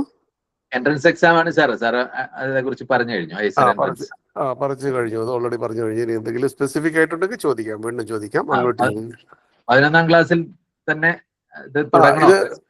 ഇത് ശരിക്കും ഈ ഐസർ പോലുള്ള അല്ലെങ്കിൽ സയൻസ്, ഇപ്പൊ ഐസർ മാത്രമല്ല, ഇപ്പൊ IIT-യിലായാലും TIFR-ലായാലും സയൻസിലേക്ക് വരാൻ താല്പര്യമുള്ള കുട്ടികളിൽ ആ ജിജ്ഞാസ അല്ലെങ്കിൽ എന്താ പറയാ, ആ ചോദ്യം ചെയ്യുന്ന ഒരു ആറ്റിറ്റ്യൂഡ്, ഇതൊക്കെ ഏർലി ഓണിൽ തന്നെ ഉണ്ടാവേണ്ടതാണ്. അല്ലെങ്കിൽ നമുക്കത് ഒരു പരിധിവരെ വളർത്തിയെടുക്കാൻ പറ്റുന്ന ഒന്നല്ല, നമുക്ക് ഓട്ടോമാറ്റിക്കലി ഉണ്ടാവേണ്ടതാണ് സയൻസിനോടൊരു താല്പര്യം. ഫസ്റ്റ് ഓഫ് ഓൾ അതാണ് വേണ്ടത്. പിന്നെ ഒരു ക്വസ്റ്റ്യനിങ് എബിലിറ്റി ഓൾറെഡി പറഞ്ഞതാണ്. ഈവൺ ഇൻട്രഡക്ഷൻ പറയുമ്പോഴത്തന്നെ പറഞ്ഞതാണ്, ഇതിന്റെ ഭാരവാഹികൾ തന്നെ പറഞ്ഞതാണ്. അതായത് ആ ജിജ്ഞാസകളായിരിക്കണം, ക്വസ്റ്റ്യനിങ് എബിലിറ്റി ഉണ്ടാവണം, സയൻസിൽ ഇൻട്രസ്റ്റ് വേണം എന്നുള്ളതാണ്. അത് 11ാം ക്ലാസ്സിൽ മാത്രമല്ല, even before, much earlier it's possible. 11ാം ക്ലാസ്സിൽ തുടങ്ങാൻ അതിൽ തരില്ല. പറ്റുമെങ്കിൽ കുറെ കൂടെ നേരത്തെ തന്നെ തുടങ്ങാനാണ് സാറിന്റെ അഡ്വൈസ്. ആപ്റ്റിറ്റ്യൂഡ് വികസിപ്പിക്കുക, അതായത് പ്രിപ്പറേഷൻ തുടങ്ങണമെന്നില്ല. ഐസറിന്റെ പരീക്ഷയ്ക്ക് വേണ്ടി അല്ലെങ്കിൽ IIT-യുടെ പരീക്ഷയ്ക്ക് വേണ്ടി 11ാം ക്ലാസ് അല്ലെങ്കിൽ 8ാം ക്ലാസ് പോലെ തുടങ്ങാമെന്ന് ഒരിക്കലും ഞാൻ പറയില്ല. What is important is to have interest in science. വേറെ ഒരു ചോദ്യം ഉള്ളത് PCM, ഫിസിക്സ് കെമിസ്ട്രി മാത്സുകാർക്ക് പറ്റുന്ന, നമ്മൾ ടെക്നോളജി ഒന്നും പറയാൻ ഉദ്ദേശിക്കുന്നില്ല. നമുക്കറിയാം മെഡിസിന് പോകാൻ പറ്റില്ല, അവർക്ക് ടെക്നോളജിക്ക് പോകാൻ പറ്റും. പക്ഷെ സയൻസ് എഡ്യൂക്കേഷനെ കുറിച്ചാണ് ഇവിടെ പറയുന്നത്. അപ്പൊ PCM-കാർക്ക് പോകാൻ പറ്റുന്ന സയൻസ് ഉണ്ട് സാർ, അതൊന്ന് സൂചിപ്പിച്ചോളൂ. അതെ, നമ്മുടെ ഐസർ പരീക്ഷയിൽ 4 വിഷയങ്ങൾ ചോദിക്കുമെങ്കിലും നമ്മൾക്ക് വരുന്ന കുട്ടികൾ ഒന്നുകിൽ PCM പഠിച്ച കുട്ടികളായിരിക്കും, അല്ലെങ്കിൽ PCB പഠിച്ച കുട്ടികളായിരിക്കും. മാത്സ് ഒഴിവാക്കിയിട്ട്. പക്ഷെ അവർ ബേസിക്കലി അത് അറ്റംപ്റ്റ് ചെയ്യില്ല എന്നുള്ളതാണ്. ആ 15 ക്വസ്റ്റ്യൻ അറ്റംപ്റ്റ് ചെയ്യാതിരുന്നാൽ മതി, എന്നാലും റാങ്ക് ലിസ്റ്റിൽ പെടാം. അങ്ങനെ ഒരുപാട് കുട്ടികൾ വരാറുണ്ട്. മാത്സ് എടുക്കാതെ കുട്ടികൾ വരാറുണ്ട്, ബയോളജി എടുക്കാതെ കുട്ടികൾ വരാറുണ്ട്. പിന്നെ ഈ 2 സബ്ജക്റ്റുകളും മാത്സും ബയോളജിയും നമ്മൾ വളരെ ബേസിക് ആയിട്ടാണ് കൊടുക്കുന്നത് ഇനീഷ്യൽ സെമസ്റ്റേഴ്സിൽ, ഈ ഒരു കൺസിഡറേഷൻ വെച്ചുകൊണ്ട്. അതായത് +2 ഇത് പഠിക്കാതെ കുട്ടികൾ ഉണ്ടാവും എന്നുള്ള ഒരു ധാരണ ഉള്ളതുകൊണ്ട്. പിന്നെ നമ്മളൊരു ബ്രിഡ്ജ് കോഴ്സൊക്കെ കൊടുക്കാറുണ്ട് ഇങ്ങനെയുള്ള കുട്ടികൾക്ക്. ആക്ച്വൽ സെമസ്റ്റേഴ്സ് തുടങ്ങുന്നതിന് മുമ്പ് ഒരു ബ്രിഡ്ജ് കോഴ്സ് കൊടുക്കും. അപ്പോൾ അതൊക്കെ മാച്ച് ചെയ്യാൻ വേണ്ടിയിട്ടാണ്. അതൊരു ഇഷ്യൂ അല്ല എന്നുള്ളതാണ്. ഇപ്പോൾ ഫിസിക്സോ ബയോളജിയോ മാത്സോ പഠിച്ചിട്ടില്ല എങ്കിലും ഐസറിൽ വരാം. ഒരുപാട് ഇൻസ്റ്റൻസസ് ഉണ്ടായിട്ടും ബയോളജി അല്ലെങ്കിൽ മാത്സ് +2 പഠിക്കാത്ത കുട്ടികൾ ഇവിടെ വന്ന ശേഷം അതിൽ മേജർ ചെയ്തിട്ട്, ആ പഠിക്കാത്ത സബ്ജക്റ്റിൽ മേജർ ചെയ്തിട്ട് അതിൽ ഇപ്പോഴും PhD ചെയ്ത കുട്ടികൾ വരെ ഐസറിൽ പോയിട്ടുണ്ട്. അത് ഈ ഓരോരോ ഇഷ്ടവും അനിഷ്ടമൊക്കെ സംഭവിക്കുന്നത് ആ സ്കൂളിൽ നിന്ന് പഠിപ്പിക്കുന്ന മാഷന്മാരുടെ അല്ലെങ്കിൽ ആ രീതിയെ വെച്ചുകൊണ്ടാണ്. ചിലപ്പോൾ അതൊക്കെ മാറാൻ ചാൻസ് ഉണ്ട്. നിങ്ങൾക്ക് ഇഷ്ടം അനിഷ്ടമൊക്കെ ലേറ്റർ മാറാനും ചാൻസ് ഉണ്ട്. വെങ്കട്ടരാമൻ രാമകൃഷ്ണൻ ഫിസിക്സ് ആണ് ചെയ്തത്. റിസർച്ച് കെമിസ്ട്രി, ഫിസിക്സ് ആണ് ചെയ്തത്. ഫിസിയോളജിയിലാണ് നോബൽ. അപ്പൊ ഈ അഡ്രസ് ചെയ്ത ക്വസ്റ്റ്യൻസിനെ എന്തെങ്കിലും സപ്ലിമെന്റ് ചെയ്യാൻ പ്രദീപ് കുമാർ സാറിന് ഉണ്ടാവുമെങ്കിൽ ഒന്ന് ചെയ്താൽ നന്നായിരിക്കും. ഇല്ല, പ്രത്യേകിച്ച് പറയാനില്ല. IIT-യുടെ ഇതില് വരുന്നത് JEE ആയതുകൊണ്ട് അവിടെ ഫിസിക്സ്, കെമിസ്ട്രി, മാത്സ് ആണ് വരുന്നത്. അപ്പം ബയോളജി IIT JEE അഡ്വാൻസിൽ ഇല്ല. അപ്പം അത് ക്ലിയർ ചെയ്യണമെങ്കിൽ അവർക്ക് IIT അഡ്മിഷൻ കിട്ടും ആക്ച്വലി. അതാണ് അവിടെ വരുന്നത് ആക്ച്വലി. ഇത് സുരേഷൻ പറഞ്ഞ പോലെ ഇത് ഇൻട്രസ്റ്റ് ആണ് ഏറ്റവും important. Everything else is secondary. Interest ഒരു പാഷൻ ഒരു സയൻസിനോട് ഒരു പാഷൻ ഡെവലപ്പ് ചെയ്ത് you will find your own വേ. അതാണ് എൻ്റെ ഒരു. അടുത്ത ഇതുമായി ബന്ധപ്പെട്ട ചോദ്യം തന്നെയാണ്. ഫിസിക്സിനോട് താല്പര്യമുള്ള ആൾക്ക് കണ്ടിന്യൂ ചെയ്യാനുള്ള സ്കോപ്പ് ഓൾറെഡി ഇവിടെ പറഞ്ഞു കഴിഞ്ഞു. പിന്നീട് സയൻസ് പഠിക്കുന്നവർക്ക് ഈ മെഡിക്കൽ എഞ്ചിനീയറിംഗ് അല്ലാതെ, അതാണ് നമ്മൾ അഡ്രസ് ചെയ്തുകൊണ്ടിരിക്കുന്നത്. അങ്ങനെ ഒരു ചോദ്യമുണ്ട്. I'm a non mathematics students, which courses I am eligible four?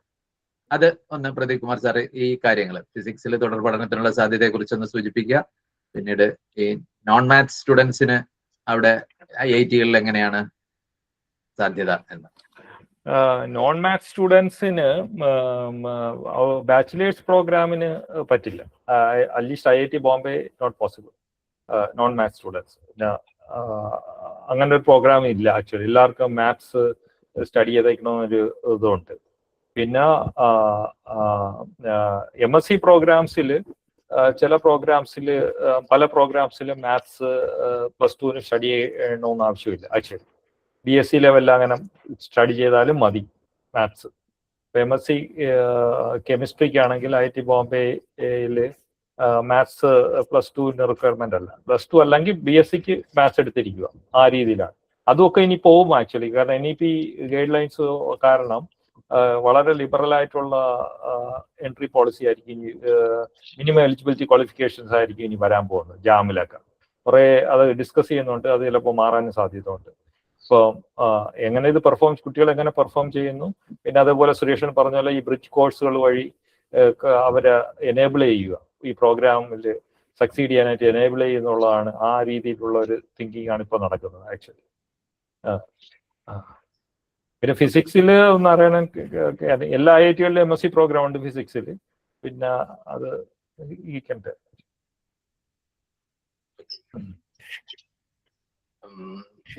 ഇതിനോടനുബന്ധിച്ച് UG അഡ്മിഷനോടനുബന്ധിച്ച് നിങ്ങൾക്ക് നേരിട്ട് എന്തെങ്കിലും ചോദിക്കാനുണ്ടെങ്കിൽ ഒരു ചെറിയ അവസരമാണ്. ഈ വിഷയത്തിൽ നിന്ന് വേണം ചോദിക്കാൻ.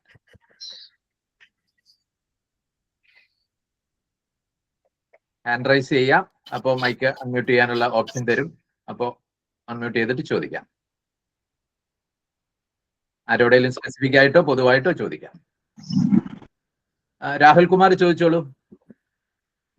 Sir, can a BSc honours student, അത് പിന്നീട് ചോദിക്കാം. PG അഡ്മിഷനെ കുറിച്ച് പിന്നീട് ചോദിക്കാം. ഇതിപ്പോ UG അഡ്മിഷനെ കുറിച്ച് എന്തെങ്കിലും, നമ്മൾ അതാണല്ലോ സംസാരിച്ചുകൊണ്ടിരുന്നത്. BSc പ്രോഗ്രാമിലെ അഡ്മിഷൻസിനെ കുറിച്ച് ചോദിച്ചോളൂ. ഹലോ സർ, ഞാൻ മുംബൈ തന്നെയാ.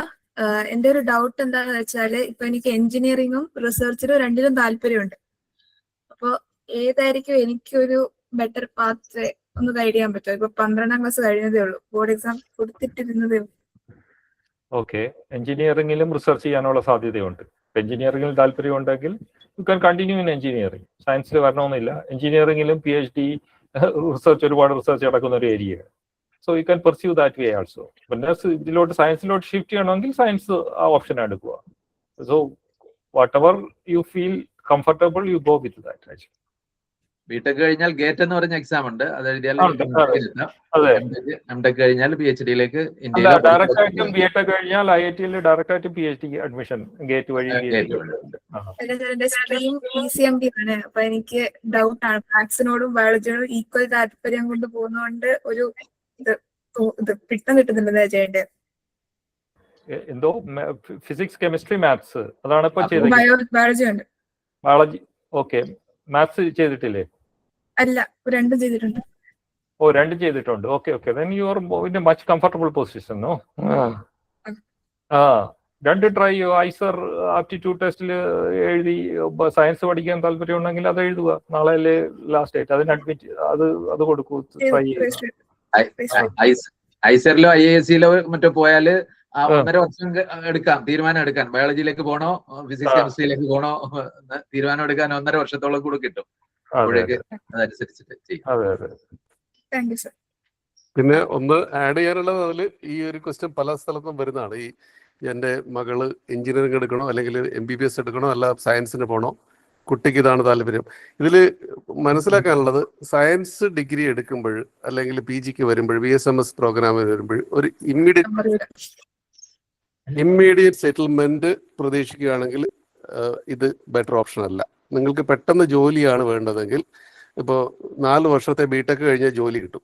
അത് എന്ത് ജോലി എന്നുള്ളത് ദാറ്റ്സ് എ ഡിഫറെൻറ്റ് മാറ്റർ. പക്ഷേ ഇവിടെയും ജോലി കിട്ടും, അതായത് MSc കഴിഞ്ഞാലും ജോലി കിട്ടും. പക്ഷേ അത് ആ ഒരു സെറ്റിൽമെന്റ് വളരെ ലോ ലെവൽ സെറ്റിൽമെന്റ് ആയിരിക്കും. ഈ സയൻസിലൊക്കെ വരുന്നവർ നമ്മൾ ഉദ്ദേശിക്കുന്നത് അറ്റ്ലീസ്റ്റ് PhD ചെയ്യുക, PhD കഴിഞ്ഞ ശേഷം ചിലപ്പോൾ പോസ്റ്റ് ഡോക്ക് ചെയ്യുക. അങ്ങനെയാണെങ്കിൽ ആ ഒരു സെറ്റിൽമെന്റിന്റെ പൊസിഷൻ ആയിട്ട് മച്ച് ഹയർ ലെവലായിരിക്കും. അപ്പോൾ സമയം ഇൻവെസ്റ്റ് ചെയ്യണം. ഈ സയൻസിൽ വരുമ്പോൾ കുറച്ച് സമയം കൂടുതൽ ഇൻവെസ്റ്റ് ചെയ്യണം സെറ്റിൽ ആവാൻ വേണ്ടി എന്നുള്ളത് കൺസിഡർ ചെയ്യണം. അല്ലെങ്കിൽ ഒരു ലോവർ ലെവൽ സെറ്റിലിംഗ് മാത്രമേ പോസിബിൾ ആവുള്ളൂ. Okay sir, thank U. വേറൊരു ചോദ്യമുള്ളത് ഓപ്പർച്യൂണിറ്റീസ് ഇൻ ബയോളജി എന്നാണ്. അതിനും സാധ്യതകൾ ഈ ഇൻസ്റ്റിറ്റ്യൂട്ടുകളിലെല്ലാം ഉണ്ട് എന്നുള്ളത് സൂചിപ്പിച്ചു. ബയോളജി ഏരിയയിൽ നിന്ന് തൽക്കാലം ഇവിടെ എക്സ്പെർട്സ് ആരും ഇല്ല. ഇല്ല, ബയോളജി പറയണമെങ്കിൽ ഞാൻ കുറച്ച് പറയാം. ബയോളജി മിക്ക IIT-കളിലും ബയോ സയൻസ് ഡിപ്പാർട്ട്മെന്റുകളുണ്ട്. TFR-ൽ ബയോ സയൻസ് ഡിപ്പാർട്ട്മെന്റ്, എല്ലാ ഐസറിലും ബയോ സയൻസ് ഡിപ്പാർട്ട്മെന്റുകളുണ്ട്. സോ ഈ പറഞ്ഞ വഴി അണ്ടർ ഗ്രാജുവേറ്റ് പ്രോഗ്രാംസിൽ ബയോളജിക്ക് നിങ്ങൾക്ക് ജോയിൻ ചെയ്യാൻ പറ്റും ആക്ച്വലി. സോ എല്ലാ ഡിപ്പാർട്ട്മെന്റും നല്ലതുമാണ്. 3 പേര് കൈ പൊക്കിയിട്ടുണ്ട്. George Jacob, Muhammad Shah, Arshiya. Jo Jacob അൺമ്യൂട്ട് ചെയ്തിട്ട് ചോദിച്ചോളൂ. സാർ, എനിക്ക് പ്രദീപ് സാറിനോട് ഒരു കാര്യം ചെയ്യണം. സാറ് മെൻഷൻ ചെയ്തിരുന്നു CUET വഴി ഒരു IIT-ലേക്ക് അഡ്മിഷൻ ഉണ്ട് എന്ന് പറയാം. അത് ഏതാണെന്നൂടെ പറയാമോ? Dharwad chemistry department. ഏതാ സാർ? IIT ധാർവാഡ്. ഓക്കെ, അവരുടെ വെബ്സൈറ്റിൽ നോക്കിയാൽ മതി. Okay, thank you sir. വേറൊരു കാര്യം ചോദിക്കാനുണ്ട്. ഇപ്പം IIT-കളിലും ഐസറിലും ഒക്കെ ലിമിറ്റഡ് നമ്പർ ഓഫ് സീറ്റ്സേ ഉള്ളൂ. സോ നമ്മൾ എത്ര കോമ്പറ്റീറ്റ് ചെയ്താലും അവിടേക്ക് അഡ്മിഷൻ കിട്ടുക എന്ന് പറയുന്നത് വളരെ ഒരു 50-50 ചാൻസ് ഉണ്ട്. സോ അങ്ങനെ വരുമ്പോഴത്തേക്ക് നമ്മൾ ഒരു പ്രൈവറ്റ് യൂണിവേഴ്സിറ്റി യൂസ് ചെയ്യുമ്പോഴത്തേക്ക് ഏതായിരിക്കും, എന്താ നമ്മൾ അതിന്റെ ഒരു പ്രയോറിറ്റി കൊടുക്കുന്നത്?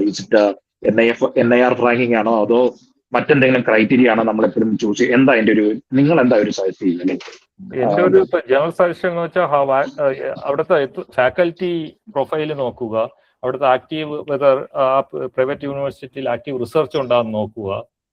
ജസ്റ്റ് NIR റാങ്കിങ് മാത്രം വെച്ച് പോകരുത്. ആക്ച്വലി അതിലൊക്കെ ഒരുപാട് പിശകുകളുണ്ട്. റാങ്കിങ് ഒരു ഇത് ക്രൈറ്റീരിയ ആക്കി വെക്കരുത് ആക്ച്വലി. കാരണം ഇപ്പൊ സയൻസിൽ ഇപ്പൊ പ്രൈവറ്റ് യൂണിവേഴ്സിറ്റിയിൽ ഡീസന്റ് റിസർച്ച് നടക്കുന്നത് കുറച്ച് യൂണിവേഴ്സിറ്റികൾ മാത്രമേ ഉള്ളൂ ആക്ച്വലി. അശോക, പിന്നെ കുറച്ച് ശിവനാടാർ, പ്രിയ, അങ്ങനത്തെ കുറച്ച് പ്രൈവറ്റ് യൂണിവേഴ്സിറ്റികളിലാണ് അവിടെ ആക്റ്റീവായിട്ട് റിസർച്ച് നടക്കുന്നത്. പിന്നെ മറ്റുള്ളവരെല്ലാം കുറെ പബ്ലിസിറ്റി പ്ലസ് ഒക്കെയാണ്. ഫാക്കൽറ്റി പ്രൊഫൈൽ ഉറപ്പായിട്ടും നോക്കുക. ആക്ച്വലി എങ്ങനത്തെ ഫാക്കൽറ്റിയാണ് അവർ റിക്രൂട്ട് ചെയ്തിരിക്കുന്നത്. അവർ എസ്റ്റാബ്ലിഷ് ഇൻസ്റ്റിറ്റ്യൂട്ടിൽ നിന്നുള്ള PhDസിനെയാണ് എടുത്തയക്കുന്നത്. അവർക്ക് പോസ്റ്റ് ഡോക്ടറൽ ട്രെയിനിങ് ഉണ്ടോ, അവർക്ക് PhD സ്റ്റുഡൻസ് ഉണ്ടോ, PhD പ്രോഗ്രാം ഉണ്ടോ എന്നൊക്കെ നോക്കിയിട്ട് മാത്രമേ നിങ്ങൾ അത് സെലക്ട് ചെയ്യാവൂ. ഇത് വളരെ ഇമ്പോർട്ടൻറ്റ് പോയിന്റ് ആണ്. പിന്നെ രണ്ടാമത്തെ ഒരു ഓപ്ഷൻ IIT ഐസർ നിങ്ങൾക്ക് ഇപ്പം മാസ്റ്റേഴ്സ് കിട്ടിയില്ലെങ്കിൽ next level you can also explore NIT. കുറെ NITകളൊക്കെ നല്ലപോലെ പെർഫോം ചെയ്യുന്ന ഡിപ്പാർട്ട്മെന്റുകളുണ്ട്. NIT സൂറത്കാൽ, NIT കാലിക്കട്ടും ഉണ്ട്. അവിടെയൊക്കെ ചില ഡിപ്പാർട്ട്മെന്റുകൾ നല്ല പെർഫോമിംഗ് ആണ് ആക്ച്വലി. അപ്പൊ ആ ഒരു ഓപ്ഷൻ നിങ്ങൾ വിട്ടുകളയരുത്. പിന്നെ സെൻട്രൽ യൂണിവേഴ്സിറ്റി, അത് ഞാൻ പറഞ്ഞതേ ഇല്ല, സെൻട്രൽ യൂണിവേഴ്സിറ്റികളുണ്ട് ഹൈദരാബാദ്, നല്ല മിക്ക ഡിപ്പാർട്ട്മെന്റുള്ള നല്ലതാണ് ആക്ച്വലി. അങ്ങനെ കുറെ യൂണിവേഴ്സിറ്റികളുണ്ട്. അത് കഴിയുന്നതൊക്കെ നോക്കിയതിന് ശേഷം മാത്രമേ പ്രൈവറ്റിലോട്ട് പോകാവൂ ആക്ച്വലി എന്നാണ് എൻ്റെ ഒരു സജഷൻ. സാർ ഒരു കാര്യം കൂടെ ചോദിച്ചാൽ, കാന സാർ പറഞ്ഞായിരുന്നു ഈ പലയിടത്തും ഐസർ ഉൾപ്പെടെ പലയിടത്തും ഇന്റേൺഷിപ്പിന് 1 year മുമ്പ് തന്നെ അപ്ലൈ ചെയ്യണമെന്ന്. അപ്പൊ എങ്ങനെയാ അതിന്റെ ഒരു പ്രിപ്പറേഷൻ കൂടെ ഒന്ന് പറയാം? ഇന്റേൺഷിപ്പിനെ കുറിച്ചുള്ള ചോദ്യം നമുക്ക് വരുന്നുണ്ട്, അതിന്റെ അഡ്രസ് ചെയ്യാം. ഇപ്പൊ UG അഡ്മിഷൻസിനെ കുറിച്ചുള്ള ചോദ്യങ്ങൾ നമുക്ക് അവസാനിപ്പിക്കാമെന്ന് തോന്നുന്നു. ഇനി ഒരു ചോദ്യം ഉള്ളത്, will there be any guidance on various courses during counselling? തീർച്ചയായിട്ടും അവർ പറയുന്നുണ്ടാവും. മുഹമ്മദ് ഷാ കുറെ ഹലോ സാർ, കേൾക്കാവോ? കേൾക്കാം, ചോദിച്ചോളൂ ഷാ. പിന്നെ എന്റെ പേര് സാബിർ എന്നാണ്, ഞാൻ പട്ടാമ്പിയിൽ നിന്നാണ് വിളിക്കുന്നത്. പിന്നെ എനിക്ക് ചോദിക്കാനുള്ള എന്താന്ന് വെച്ചാൽ, ഈ JEE മാർക്സ് വെച്ചിട്ട് നമുക്ക് അഡ്മിഷൻ കിട്ടുന്ന ഇൻസ്റ്റിറ്റ്യൂട്ട്സ് അതർ ദാൻ പിന്നെ IIT, NIT, IIIT ഏതൊക്കെയാണ്? അതായത് ഇപ്പോ GFTI ഒക്കെ ഉണ്ട് എന്ന് പറയുന്നു, പക്ഷെ ഏതൊക്കെ ഇൻസ്റ്റിറ്റ്യൂട്ട് എന്ന് എനിക്ക് കറക്റ്റ് ആയിട്ട് അറിയില്ല. അപ്പോൾ അത് ഏതൊക്കെയാണ്? അതുപോലെ തന്നെ ഞാൻ പ്രിഫർ ചെയ്യുന്ന ബ്രാഞ്ച് EC ആണ്. അപ്പൊ അതിനോട് യോജിച്ച ഇൻസ്റ്റിറ്റ്യൂട്ട്സ് വേറെ ഏതൊക്കെയാണെന്നാണ് ഞാൻ ചോദിക്കാറുള്ളത്. പിന്നെ ഇനി JEE വഴിയല്ല വേറെ CUT വഴിയോ അങ്ങനെ എന്തെങ്കിലും നല്ല ഇൻസ്റ്റിറ്റ്യൂട്ട് ഈ EC ബ്രാഞ്ചിലൊക്കെ വരുന്നുണ്ട് എന്ന് പറഞ്ഞുതരും. ഇലക്ട്രോണിക് ആൻഡ് കമ്മ്യൂണിക്കേഷനാണ് EC. അതെ. അതിപ്പം JEE മെയിൻ വഴിയാണ് NITകൾ അഡ്മിറ്റ് ചെയ്യുന്നത്. JEE അഡ്വാൻസ്ഡ് വഴിയാണ് IITകളിൽ അഡ്മിഷൻ കൊടുക്കുന്നത്. ഈ 2 ഇൻസ്റ്റിറ്റ്യൂഷനിൽ മാത്രമേ ഇത് ഉപയോഗിക്കുന്നുള്ളൂ. പിന്നെ വേറെ ചില പ്രൈവറ്റ് യൂണിവേഴ്സിറ്റികളിൽ ഇത് JEE മെയിൻ വഴി അഡ്മിഷൻ എടുക്കുന്നുണ്ട്. അത്രേ ഉള്ളൂ. ഈ ഗവൺമെന്റ് ഫണ്ട് ടെക്നിക്കൽ ഇൻസ്റ്റിറ്റ്യൂട്ട്സ് എന്ന് പറഞ്ഞിട്ട് അതെല്ലാം NIT, IITസും അതൊക്കെയാണ് ഗവൺമെന്റ് ഫണ്ട് ടെക്നിക്കൽ ഇൻസ്റ്റിറ്റ്യൂട്ട് എന്ന് പറയുന്നത്. ജോ ജേക്കബ് ഉണ്ടോ? അതിപ്പോ ചോദിച്ചായിരുന്നു നേരത്തെ. ഞാൻ ചോദിച്ചിട്ട് RC എന്ന് പറഞ്ഞ. Hello sir, I am from Delhi. I am in 12th grade right now, and I have taken the subjects physics, chemistry, maths, and physical education. So my doubt was like, suppose I don't clear the JEE exam and I don't get into IIT. So what are my other options which might give me the equal opportunities like as an engineering course would give me? ഇത് ഏത് സബ്ജക്റ്റിലാണ് നിങ്ങൾക്ക് പഠിക്കാൻ താല്പര്യം? Higher സ്റ്റഡീസിൽ which subject you want to study actually? Maths, computer science, maths or computer science. Maths or computer science. Computer science, you have a lot of options. So lot of private and other universities offer this program actually. You can explore those actually. So okay, but what if I don't want to go in private universities? Any government opportunity like colleges, if I could? Yeah, there are government colleges are there. No, Delhi Technological University is there, your neighborhood. So then even JNU has a computer science department. So yeah, even in ICES, some of the ICES there is a BTech program. For example, ICES Bhopal has BTech program. You can write ICES aptitude test. Yeah, data science also some of them have started. Okay. Yeah. Thank you so much. Thank you. MSc Chemistry admission IITസിലെ കുറിച്ചൊരു ചോദ്യമുണ്ട്. അതുപോലെ ഫിസിക്സിലെ MSc. Then അത് രണ്ടൊന്ന് എന്താ ചോദ്യം? MSc admission physics and chemistry IIT. അത് only through JAM. MSc admission only JAM വഴി മാത്രമേ എടുക്കാറുള്ളൂ. വേറെ ഒരു ടെസ്റ്റ് നമ്മൾ ഉപയോഗിക്കാറില്ല. കാരണം അത് IIT നടത്തുന്ന ടെസ്റ്റാ JAM. അതിനൊരു സിലബസ് ഒക്കെ ഉണ്ട് അല്ലേ സാർ? അതെ അതെ, ജാം എല്ലാ വർഷവും ഫെബ്രുവരിയിൽ നടത്തുന്ന എക്സാം ആണ്. അതിന് സിലബസ് ഉണ്ട്, മോഡൽ ക്വസ്റ്റ്യൻ പേപ്പർ ജാം വെബ്സൈറ്റിലുണ്ട്. ഒരു 3 hour എക്സാം ആണിത്, ഒബ്ജക്റ്റീവ് ടൈപ്പ് എക്സാമിനേഷൻ ജാമിൻ്റെത്. എത്ര മാർക്കെന്ന് എനിക്ക് ഓർമ്മയില്ല, പക്ഷേ ഇത് 300 മറ്റോ ആണെന്ന് തോന്നുന്നു. അതിനുള്ള റാങ്ക് വെച്ചാണ് ഇതിൽ അഡ്മിഷൻ എടുക്കുന്നത്. അതിന്റെ സ്കോർ വെച്ചിട്ട്. ഇതിൽ ഇന്റർവ്യൂ ഒന്നുമില്ല, ഡയറക്റ്റ് അഡ്മിഷൻ ത്രൂ ജാം.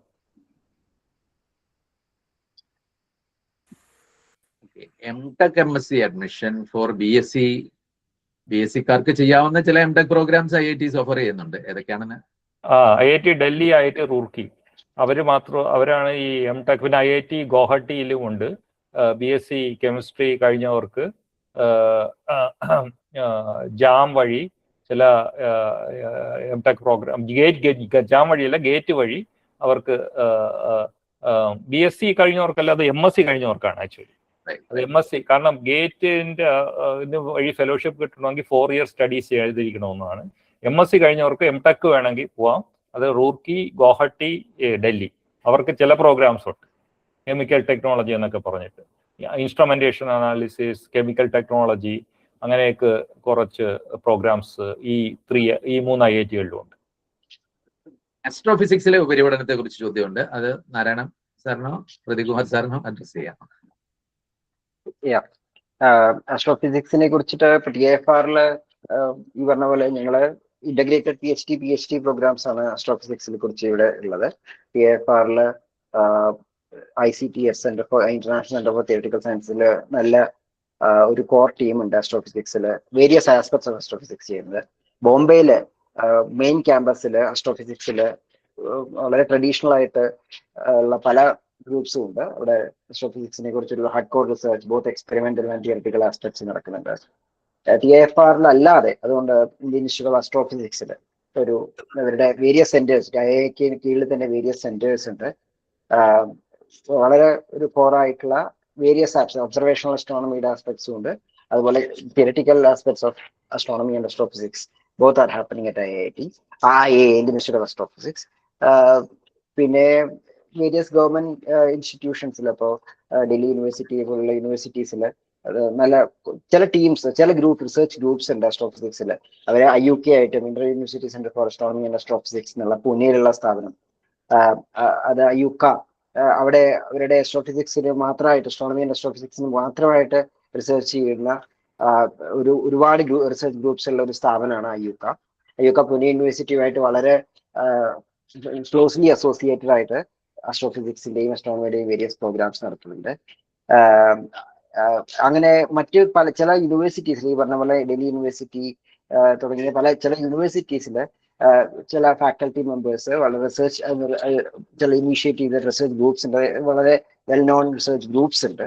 അതും നിങ്ങൾക്ക് ഡിപ്പാർട്ട്മെന്റ്സ് നോക്കിയാൽ IUCയുടെ തന്നെ വേരിയസ് സെന്റേഴ്സ്, യൂണിവേഴ്സിറ്റീസിൽ വേരിയസ് സെന്റേഴ്സ് തുടങ്ങിയിട്ടുണ്ട്. For example Cochin university of science and technology, CUSAT കൊച്ചിയിൽ, അവിടെ ഒരു IUCA സെന്റർ ഉണ്ട്.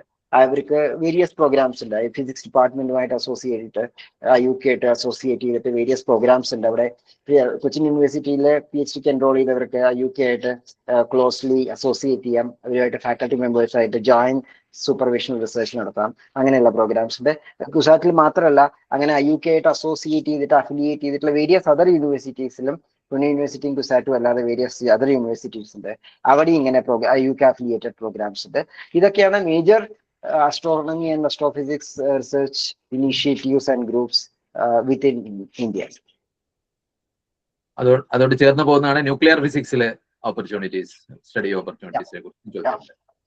ന്യൂക്ലിയർ ഫിസിക്സില് ഈ പറഞ്ഞ പോലെ TIFR-ലെ ന്യൂക്ലിയർ ഫിസിക്സില് വളരെ ആദ്യം മുതൽ തന്നെ ഹോമി ജഹാംഗീർ ബാബ 1945 എസ്റ്റാബ്ലിഷ് ചെയ്ത മുതൽ തന്നെ ന്യൂക്ലിയർ ഫിസിക്സിന്റെ ഒരു കോർ ടീം അവിടെ ഉണ്ട്, റിസർച്ച് ഗ്രൂപ്പ്സിന്റെ. അത് പലതരത്തിലുള്ള ന്യൂക്ലിയർ ഫിസിക്സിന്റെ റിസർച്ച് നടക്കുന്ന പെലട്രോൺ ആക്സിലറേറ്റേഴ്സ് തുടങ്ങിയുള്ള പലതും നടക്കുന്നുണ്ട്. അതെന്നാണ് BARC-യുടെ ബ്രാഞ്ച് ഔട്ട് ചെയ്തത്, TIFR-ന്റെ അകത്തുനിന്നാണ് ബ്രാഞ്ച് ഔട്ട് ചെയ്തത്. അപ്പോൾ BARC-യിലെ ഒരുപാട് റിസർച്ച് ആക്ടിവിറ്റീസും ഇനീഷ്യേറ്റീവ്സും ഈ ന്യൂക്ലിയർ റിസർച്ചുമായിട്ടൊക്കെ സംബന്ധിച്ച് നടക്കുന്നുണ്ട്. Various aspects, physics, chemistry, biology, various aspects നടക്കുന്നുണ്ട്.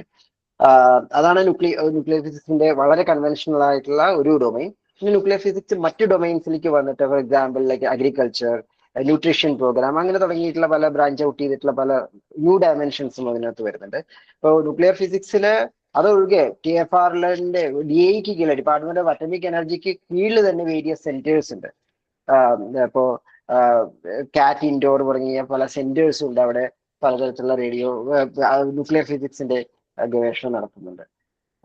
ഇതൊക്കെയാണ് ന്യൂക്ലിയർ ഫിസിക്സിനെ കുറിച്ച് ഹാർഡ് കോർ ആയിട്ട് എനിക്ക് മനസ്സിൽ പെട്ടെന്ന് വരുന്ന ചില research centres.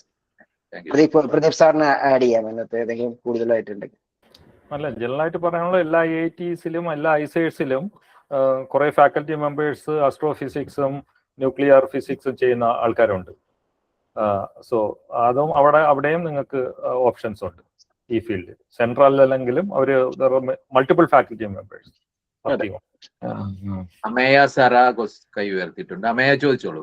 Amelia Sara please.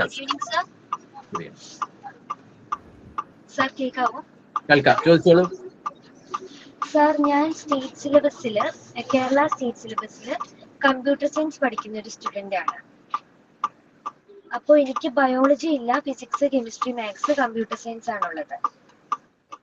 അങ്ങനെ വരുമ്പോൾ എനിക്ക് ഫ്യൂച്ചറിൽ മാത്സ് എടുക്കാനായിട്ടാണ്, എനിക്ക് ഐസറിൽ മാത്സ് എടുക്കണം എന്നായിരുന്നു ആഗ്രഹം. അപ്പോൾ ഐസറിൽ 25% ക്വസ്റ്റ്യൻസ് വരുന്നത് ബയോളജി ആണല്ലോ. അപ്പൊ എനിക്ക് ഐസറിന്റെ എക്സാം അറ്റൻഡ് ചെയ്യുമ്പോൾ ബാക്കി 75% ക്വസ്റ്റ്യൻസ് അറ്റൻഡ് ചെയ്യാൻ പറ്റും. അത് വെച്ചിട്ട് ഐസറിലേക്ക് അഡ്മിഷൻ കിട്ടാനുള്ള സാധ്യത എത്രമാത്രമാണ്? ഇത് ഓൾറെഡി അഡ്രസ് ചെയ്താണ് ഞാൻ പറയുമ്പോൾ. നമ്മുടെ പല കുട്ടികളും ഇങ്ങനെയുള്ള കേസുകളാണ്. അതായത് ഒന്നുകിൽ ബയോളജി ഉണ്ടാവില്ല, അല്ലെങ്കിൽ മാത്സ് ഉണ്ടാവില്ല. What they usually do is they attempt 3 subjects which they are comfortable വിത്ത്, മറ്റേത് ഒഴിവാക്കുക എന്നുള്ളതാണ്. അങ്ങനെ ചെയ്താലും one can be in the rank list, അതായത് മെറിറ്റ് ലിസ്റ്റിൽ തന്നെ വരാൻ പറ്റും. ഏകദേശം ഒരു 100-120 മാർക്കൊക്കെ കിട്ടിയാൽ that's A very good mark out of 240. ഒരു വിഷയത്തിൽ മിനിമം മാർക്ക് ഇല്ല ഐസർ എക്സാമിന്. അതായത് മാത്സിൽ ഇത്ര കിട്ടണം, അല്ലെങ്കിൽ ബയോളജിക്ക് ഇത്ര മിനിമം കിട്ടണം എന്നുള്ള ഒരു റൂളില്ല. അതുകൊണ്ട് ഒരു വിഷയം കംപ്ലീറ്റ് ഒഴിവാക്കിയാലും പ്രശ്നമില്ല, മറ്റതിൽ സ്കോർ ചെയ്താൽ മതി. ആൽഫിയ എലിയോസിന്റെ ഒരു ചോദ്യം ഉണ്ട്, നേരിട്ട് ചോദിക്കാമെങ്കിൽ ചോദിച്ചോളൂ, ഇല്ലെങ്കിൽ ഞാൻ ചോദ്യം വായിക്കാം. Alfiya, are you there? നമുക്ക് 4 ഇയർ കോഴ്സ് കഴിഞ്ഞിട്ട് നമുക്ക് PG ചെയ്യണമെന്ന് നിർബന്ധമില്ലല്ലോ. 4th ഇയറിൽ ഒരു റിസർച്ച് പോലാണല്ലോ നമ്മൾ 4th ഇയർ ചെയ്യുന്നത്. FIUGP സ്റ്റുഡന്റ് ആണ്, ഫിസിക്സിന്റെ.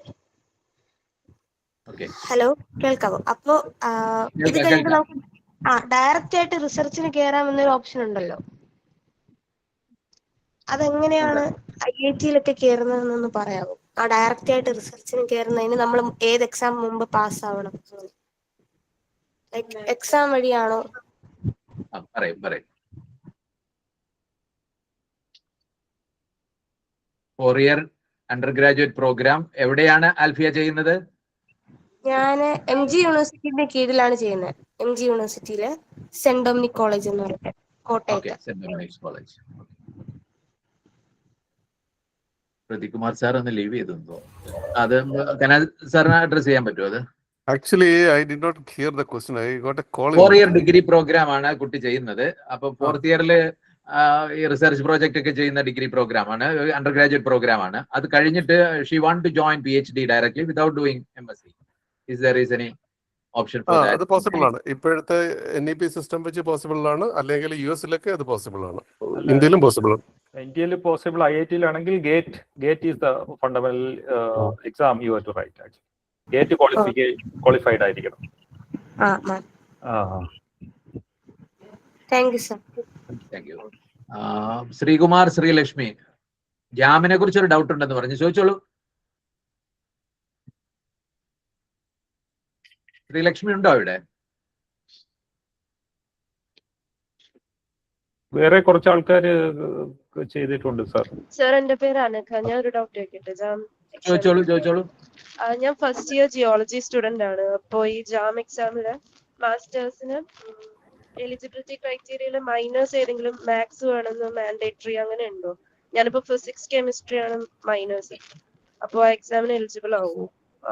അത് ചില IITകളിലെ പ്രോഗ്രാമില് അവർ മാത്സ് വേണമെന്ന് പറഞ്ഞിട്ടുണ്ട്. IIT ഭുവനേശ്വർ അങ്ങനെ ഒരു കണ്ടീഷൻ വെച്ചിട്ടുണ്ട്. അതൊക്കെ മാറാൻ സാധ്യതയുണ്ട്. അതൊക്കെ എടുത്ത് മിനിമം എലിജിബിലിറ്റി ക്വാളിഫിക്കേഷൻ ചേഞ്ച് ചെയ്യാൻ സാധ്യതയുണ്ട് നെക്സ്റ്റ് ജാമിലൊക്കെ. അതുകൊണ്ട് അതൊരു കൺസേൺ അല്ല ആക്ച്വലി. കറന്റ്ലി അങ്ങനെ ജിയോളജിക്ക് ഉണ്ടോ മാൻഡേറ്ററി? അത് തന്നെ ചില ഓരോ അത് ഇൻസ്റ്റിറ്റ്യൂഷൻ ഡിപ്പെൻഡന്റ് ആണ് ആക്ച്വലി. ഇപ്പൊ IIT ബോംബെയിൽ അതില്ല. അതെ അതെ. സർ, ഞാനൊരു ചോദ്യം ചോദിച്ചോട്ടെ? ചോദിച്ചോളൂ ചോദിച്ചോളൂ. സാർ, ഞാനിപ്പം BSc കെമിസ്ട്രി കഴിഞ്ഞിട്ട് ജാം എക്സാം എഴുതി നിൽക്കുകയാണ്. അപ്പം ഏത് IIT-യിലെ ഡിപ്പാർട്ട്മെന്റ് ആണ് ബെസ്റ്റ് എന്നൊന്ന് റെക്കമെൻഡ് ചെയ്യാവോ? ജാം റാങ്ക് വെച്ചാണ് നിങ്ങൾ അഡ്മിഷൻ കിട്ടുന്നത്. എനിക്ക് 42 ആണ് റാങ്ക് ഉള്ളത്. അപ്പൊ ഏത് എസ്റ്റാബ്ലിഷ്ഡ് IIT നല്ലതാണ്. ഇപ്പം ഞാൻ IIT ബോംബെ എന്ന് പറഞ്ഞാൽ IIT ബോംബെ ഞാൻ പ്രൊമോട്ട് ചെയ്യുന്നില്ല. ഏത് established IIT Madras very good program, IIT Bombay good, Delhi, ഏതിലേതെങ്കിലും ഇപ്പം ജിയോഗ്രാഫിക്കൽ കൺസിഡറേഷൻ നോക്കുകയാണെങ്കിൽ Bombay or Madras you can consider. അതുപോലെ തന്നെ സർ, ഒരു ക്വസ്റ്റ്യനും കൂടെ. MSc കഴിഞ്ഞതിന് ശേഷം അബ്രോഡ് PhD ചെയ്യാനാണ് ഉദ്ദേശിക്കുന്നത്. അപ്പൊ ഞാൻ എന്തൊക്കെ സ്റ്റെപ്സ് ആണ് എടുക്കേണ്ടത് MSc ചെയ്യുമ്പോൾ തന്നെ? അത് ഇവിടെ വന്നതിന് ശേഷം ഈ ലേൺ ആക്ച്വലി. അതിന് പല ഇതുണ്ട്. റിസർച്ച് പ്രോജക്റ്റ്, നല്ല രീതിയിലുള്ള പ്രോജക്റ്റ് ചെയ്യുക. പിന്നെ അക്കാഡമിക് എക്സലൻസ് കീപ്പ് ചെയ്യുക. CPA എല്ലാം നല്ലപോലെ എല്ലാ കോഴ്സിലും പെർഫോം ചെയ്യുക. പിന്നെ പിന്നെ റെക്കമെൻഡേഷൻ ലെറ്റർ. അതായത് 3 വേണ്ടത് ആക്ച്വലി US-ൽ. ഇപ്പം US-ലൊക്കെ പോവുകയാണെങ്കിൽ പണ്ട് GRE എക്സാം വേണമെന്നുണ്ട്. അതൊക്കെ വേവ്ഡ് ആണ്. ഇപ്പൊ US-ലൊന്നും ആരും പോകാൻ താല്പര്യമില്ലാത്തതുകൊണ്ട് അതൊരു കൺസേൺ അല്ല ആക്ച്വലി. ന്യൂ IIT-കളിലെക്കാളും എസ്റ്റാബ്ലിഷ്ഡ് IIT കൺസിഡർ ചെയ്യുക. അതാണ് എൻ്റെ ഒരു സജഷൻ. പിന്നെ അതെ, എസ്റ്റാബ്ലിഷ്ഡ് ഫോറിൻ യൂണിവേഴ്സിറ്റീസുമായിട്ട് കൊളാബറേഷൻസ് ഉള്ള പ്രോസസ്സാണ് അവിടെ ഉള്ളതെന്ന് നിങ്ങളൊന്ന് നോക്കുക. അല്ലെങ്കിൽ അവരുടെ ലെറ്റർ നന്നാവും.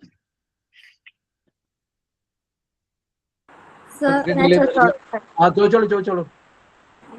സർ, ഞാൻ 4 ഇയർ FIUGP BSc കെമിസ്ട്രി ചെയ്തുകൊണ്ടിരിക്കുകയാണ്. അപ്പോൾ BSc കെമിസ്ട്രി ഓണേഴ്സ് കഴിഞ്ഞിട്ട് 1 ഇയർ MScക്ക് ഐസറിൽ ജോയിൻ ചെയ്യുന്ന സമയത്ത് അവിടെ അറ്റൻഡ് ചെയ്യേണ്ട ആപ്റ്റിറ്റ്യൂഡ് ടെസ്റ്റിന്റെ സിലബസും അതുപോലെ തന്നെ ഇന്റഗ്രേറ്റഡ് PhDക്കും സെയിം ആപ്റ്റിറ്റ്യൂഡ് ടെസ്റ്റ് തന്നെയാണോ വരുന്നത്?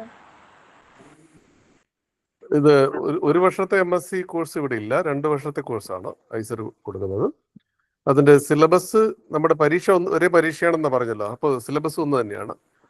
പിന്നെ ജാം എഴുതിയ കുട്ടികൾക്കും ഇന്റഗ്രേറ്റഡ് PhDക്ക് വരാം. പക്ഷേ പ്രൊവൈഡഡ് ദേ പാസ് അവർ ഇന്റർവ്യൂ. 2 പേർക്കും ഇന്റർവ്യൂ ഉണ്ട്. IPHD ആണ് ജോയിൻ ചെയ്യുന്നതെങ്കിൽ.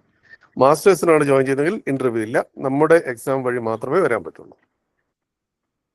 സർ, ജനറൽ കെമിസ്ട്രി അല്ലാതെ ഏതെങ്കിലും കെമിസ്ട്രി വേറെ ബ്രാഞ്ചുകളിൽ ഫോക്കസ് ചെയ്യുന്നുണ്ടോ? ഓർഗാനിക് കെമിസ്ട്രി അങ്ങനെ എന്തിൽ പരീക്ഷക്കോ? അല്ല, കോഴ്സുകളിൽ MScക്ക് ഇല്ല ജനറൽ ആണ്. അത് ചില കോഴ്സസ് എലക്റ്റീവ്സ് ആണ്. ഇപ്പോൾ എലക്റ്റീവ്സ് ഉള്ള കോഴ്സ് ഇപ്പോൾ ഓർഗാനിക്കോ താല്പര്യമുള്ള കുട്ടിക്ക് കൂടുതൽ ഓർഗാനിക് കോഴ്സസ് എടുക്കാം. അതുപോലെ ഇനോർഗാനിക് താല്പര്യമുള്ള കുട്ടിക്ക് കൂടുതൽ ഇനോർഗാനിക് കോഴ്സസ് എടുക്കാം. There are mandatory courses and elective courses. Elective courses you can choose from a variety of courses.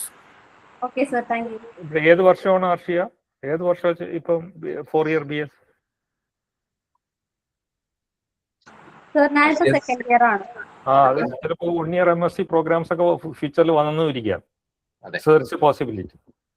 നിങ്ങൾ 4 വർഷം കംപ്ലീറ്റ് ചെയ്യുമ്പോഴത്തേക്ക് 1 ഇയർ MSc പ്രോഗ്രാംസ് പല ഇൻസ്റ്റിറ്റ്യൂഷൻസും തുടങ്ങിയിട്ടുണ്ടാവും. അതെ. സാറോട് ഡൗട്ട് ചോദിച്ചോട്ടെ? ഞങ്ങൾക്ക് 4th ഇയറിൽ റിസർച്ച് ആണ് വരുന്നത്. അപ്പൊ 4th ഇയറിൽ റിസർച്ചിന് വേണ്ടി മാത്രമായിട്ട് ഐസർ അല്ലെങ്കിൽ IITസിൽ ജോയിൻ ചെയ്യാൻ പറ്റുമോ? അതിനെന്തെങ്കിലും ആപ്റ്റിറ്റ്യൂഡ് ടെസ്റ്റോ കാര്യങ്ങളോ? ഇല്ല, അത് ഇന്റേൺഷിപ്പ് ആണ്. അത് ഉദ്ദേശിക്കുന്ന റിസർച്ച് ഇന്റേൺഷിപ്പ് ആണ്. ഇപ്പൊ കുസാറ്റിലുള്ള കുട്ടികൾ, Cochin university of science and ടെക്നോളജിയിലുള്ള കുട്ടികൾ 6 മാസത്തേക്ക് വരാറുണ്ട്. അതുപോലെ ചില യൂണിവേഴ്സിറ്റികളിലുള്ള കുട്ടികൾ വരാറുണ്ട്. അത് ഹോൾ സെമസ്റ്റർ ഐസറിലായിരിക്കും, അല്ലെങ്കിൽ വേറെ ഏതെങ്കിലും ഇൻസ്റ്റിറ്റ്യൂട്ടിലായിരിക്കും. അതിന് എൻട്രൻസ് ടെസ്റ്റ് ഒന്നുമില്ല. അത് അപ്രോച്ച് ചെയ്യുക, ഒരു ഫാക്കൽറ്റി അപ്രോച്ച് ചെയ്യുക, ഏതാണ് ഏരിയ ഓഫ് ഇൻട്രസ്റ്റ് എന്നുള്ളതനുസരിച്ച് ആ ഫാക്കൽറ്റി അപ്രോച്ച് ചെയ്യുക. പോസിബിൾ ആണെങ്കിൽ ജോയിൻ ചെയ്യുക എന്നുള്ളതാണ്. Okay sir, thank you. ഐസറിലേക്കുള്ള ഇന്റേൺഷിപ്പുകൾ എപ്പോഴാണ് സ്റ്റാർട്ട് ചെയ്യുന്നത്? ഡിഗ്രിക്കാർക്കുള്ളത് അപ്ലിക്കേഷൻസ് അത് ഞാൻ പറഞ്ഞില്ല, നമുക്കൊരു സ്ട്രക്ചേർഡ് പ്രോഗ്രാം ഇല്ല. അതായത് അതിനൊരു അപ്ലിക്കേഷൻ വിളിച്ച് ഇന്റേൺഷിപ്പ് കൊടുക്കാറില്ല. മുമ്പുണ്ടായിരുന്നു, അത് നമ്മൾ ഇപ്പോഴും നിർത്തിവെച്ചു. ഇപ്പോഴും 1-to-1 ആണ്. അതായത് ഫാക്കൽറ്റിയെ അപ്രോച്ച് ചെയ്യുക എന്നുള്ളതാണ്. അത് ഓരോ ഫാക്കൽറ്റിക്ക് സമയം മാറിക്കൊണ്ടിരിക്കും. എൻ്റെയൊക്കെ ഗ്രൂപ്പിലൊക്കെ വരുന്ന കുട്ടികൾ 1 വർഷം മുമ്പേ തന്നെ ഫിക്സ് ആയിരിക്കും. ഇപ്പൊ സെക്കൻഡ് ഇയറിലുള്ള കുട്ടികളായിരിക്കും ഇപ്പോഴും അപ്ലൈ ചെയ്യുന്നത്, അടുത്ത വർഷത്തേക്ക് വരാൻ വേണ്ടിയിട്ട്, അടുത്ത സമ്മറിലേക്ക് വരാൻ വേണ്ടിയിട്ട്. Okay sir, thank you. Okay, thank you Vismaya. Theoretical ഫിസിക്സിലെ സ്റ്റഡീസിനെ കുറിച്ച് ചോദിച്ചിട്ടുണ്ട്. ഐസറിലെ സ്റ്റഡീസിനെ കുറിച്ചാണ് ചോദിച്ചിരിക്കുന്നത്. ബട്ട് TFR ഒക്കെ ഉള്ളതാണ്. എന്താണ് ചോദിക്കുന്നത്? തിയററ്റിക്കൽ ഫിസിക്സിന് what in theoretical physics? Will joining ISER facilitate my journey in theoretical physics anyhow? That is the question. അത് എല്ലാ സ്ഥലത്തും ഐസറിൽ മാത്രമല്ല, TFR-ലായാലും IITസിലായാലും theoretical physics is part of physics അല്ലേ. Specialization is at a later stage. You have to study both experimental physics and theoretical physics initially when you are joining for BSc degree. അതിനുശേഷമാണ് specialisation ഉണ്ടാവുന്നത്. അത് much later. അതൊക്കെ possible ആണ്. Sir, ഒരു doubt ചോദിച്ചോട്ടെ? ചോദിച്ചോളൂ. Sir, നേരത്തെ മൈനറിനെ പറ്റി പറഞ്ഞിട്ടുണ്ടായില്ലേ, FIUGPന്റെ. അപ്പോൾ ഞാനിപ്പം BSc കെമിസ്ട്രി ആണ് പഠിക്കുന്നത്. അതിൻ്റെ അകത്ത് മൈനർ മാത്സും ഫിസിക്സാണ് ഫസ്റ്റ് സെം എടുത്തത്. അത് കഴിഞ്ഞിട്ട് ഞാൻ മാറ്റി. അപ്പോൾ ഞാൻ ജാമിന് പ്രിപ്പറേഷൻ തുടങ്ങുന്ന സമയത്ത് ടീച്ചേഴ്സിനോട് ചോദിച്ചപ്പോൾ പറഞ്ഞത് എക്സ്ട്രാ മാത്സിൻ്റെ കോഴ്സ് ഞാൻ മാറ്റിയത് കൊണ്ട് എടുക്കണം എന്നാണ്. MPTLO അങ്ങനെ എന്തെങ്കിലും കോഴ്സ് എടുക്കാം, അങ്ങനെ വേണോ ജാമിന്? അപ്പം അങ്ങനെ ഒരു ഇതുണ്ടോ?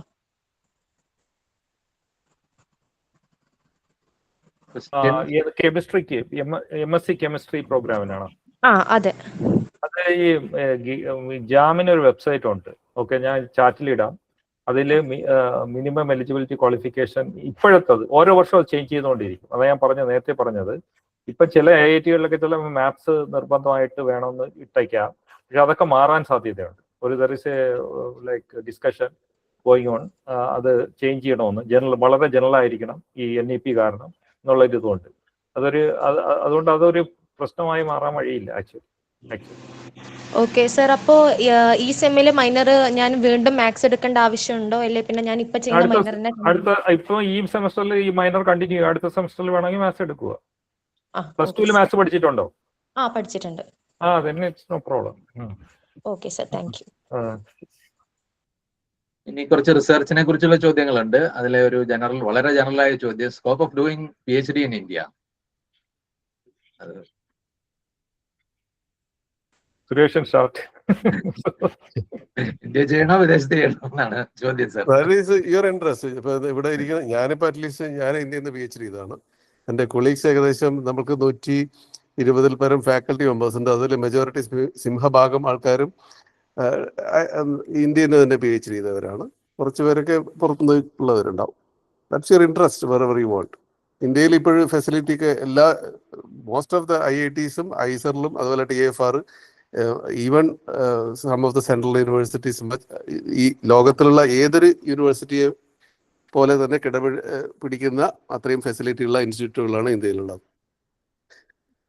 എവിടെ പോയാലും ഇന്ത്യയിലെ PhDക്ക് India PhD is valued actually as good as US PhD.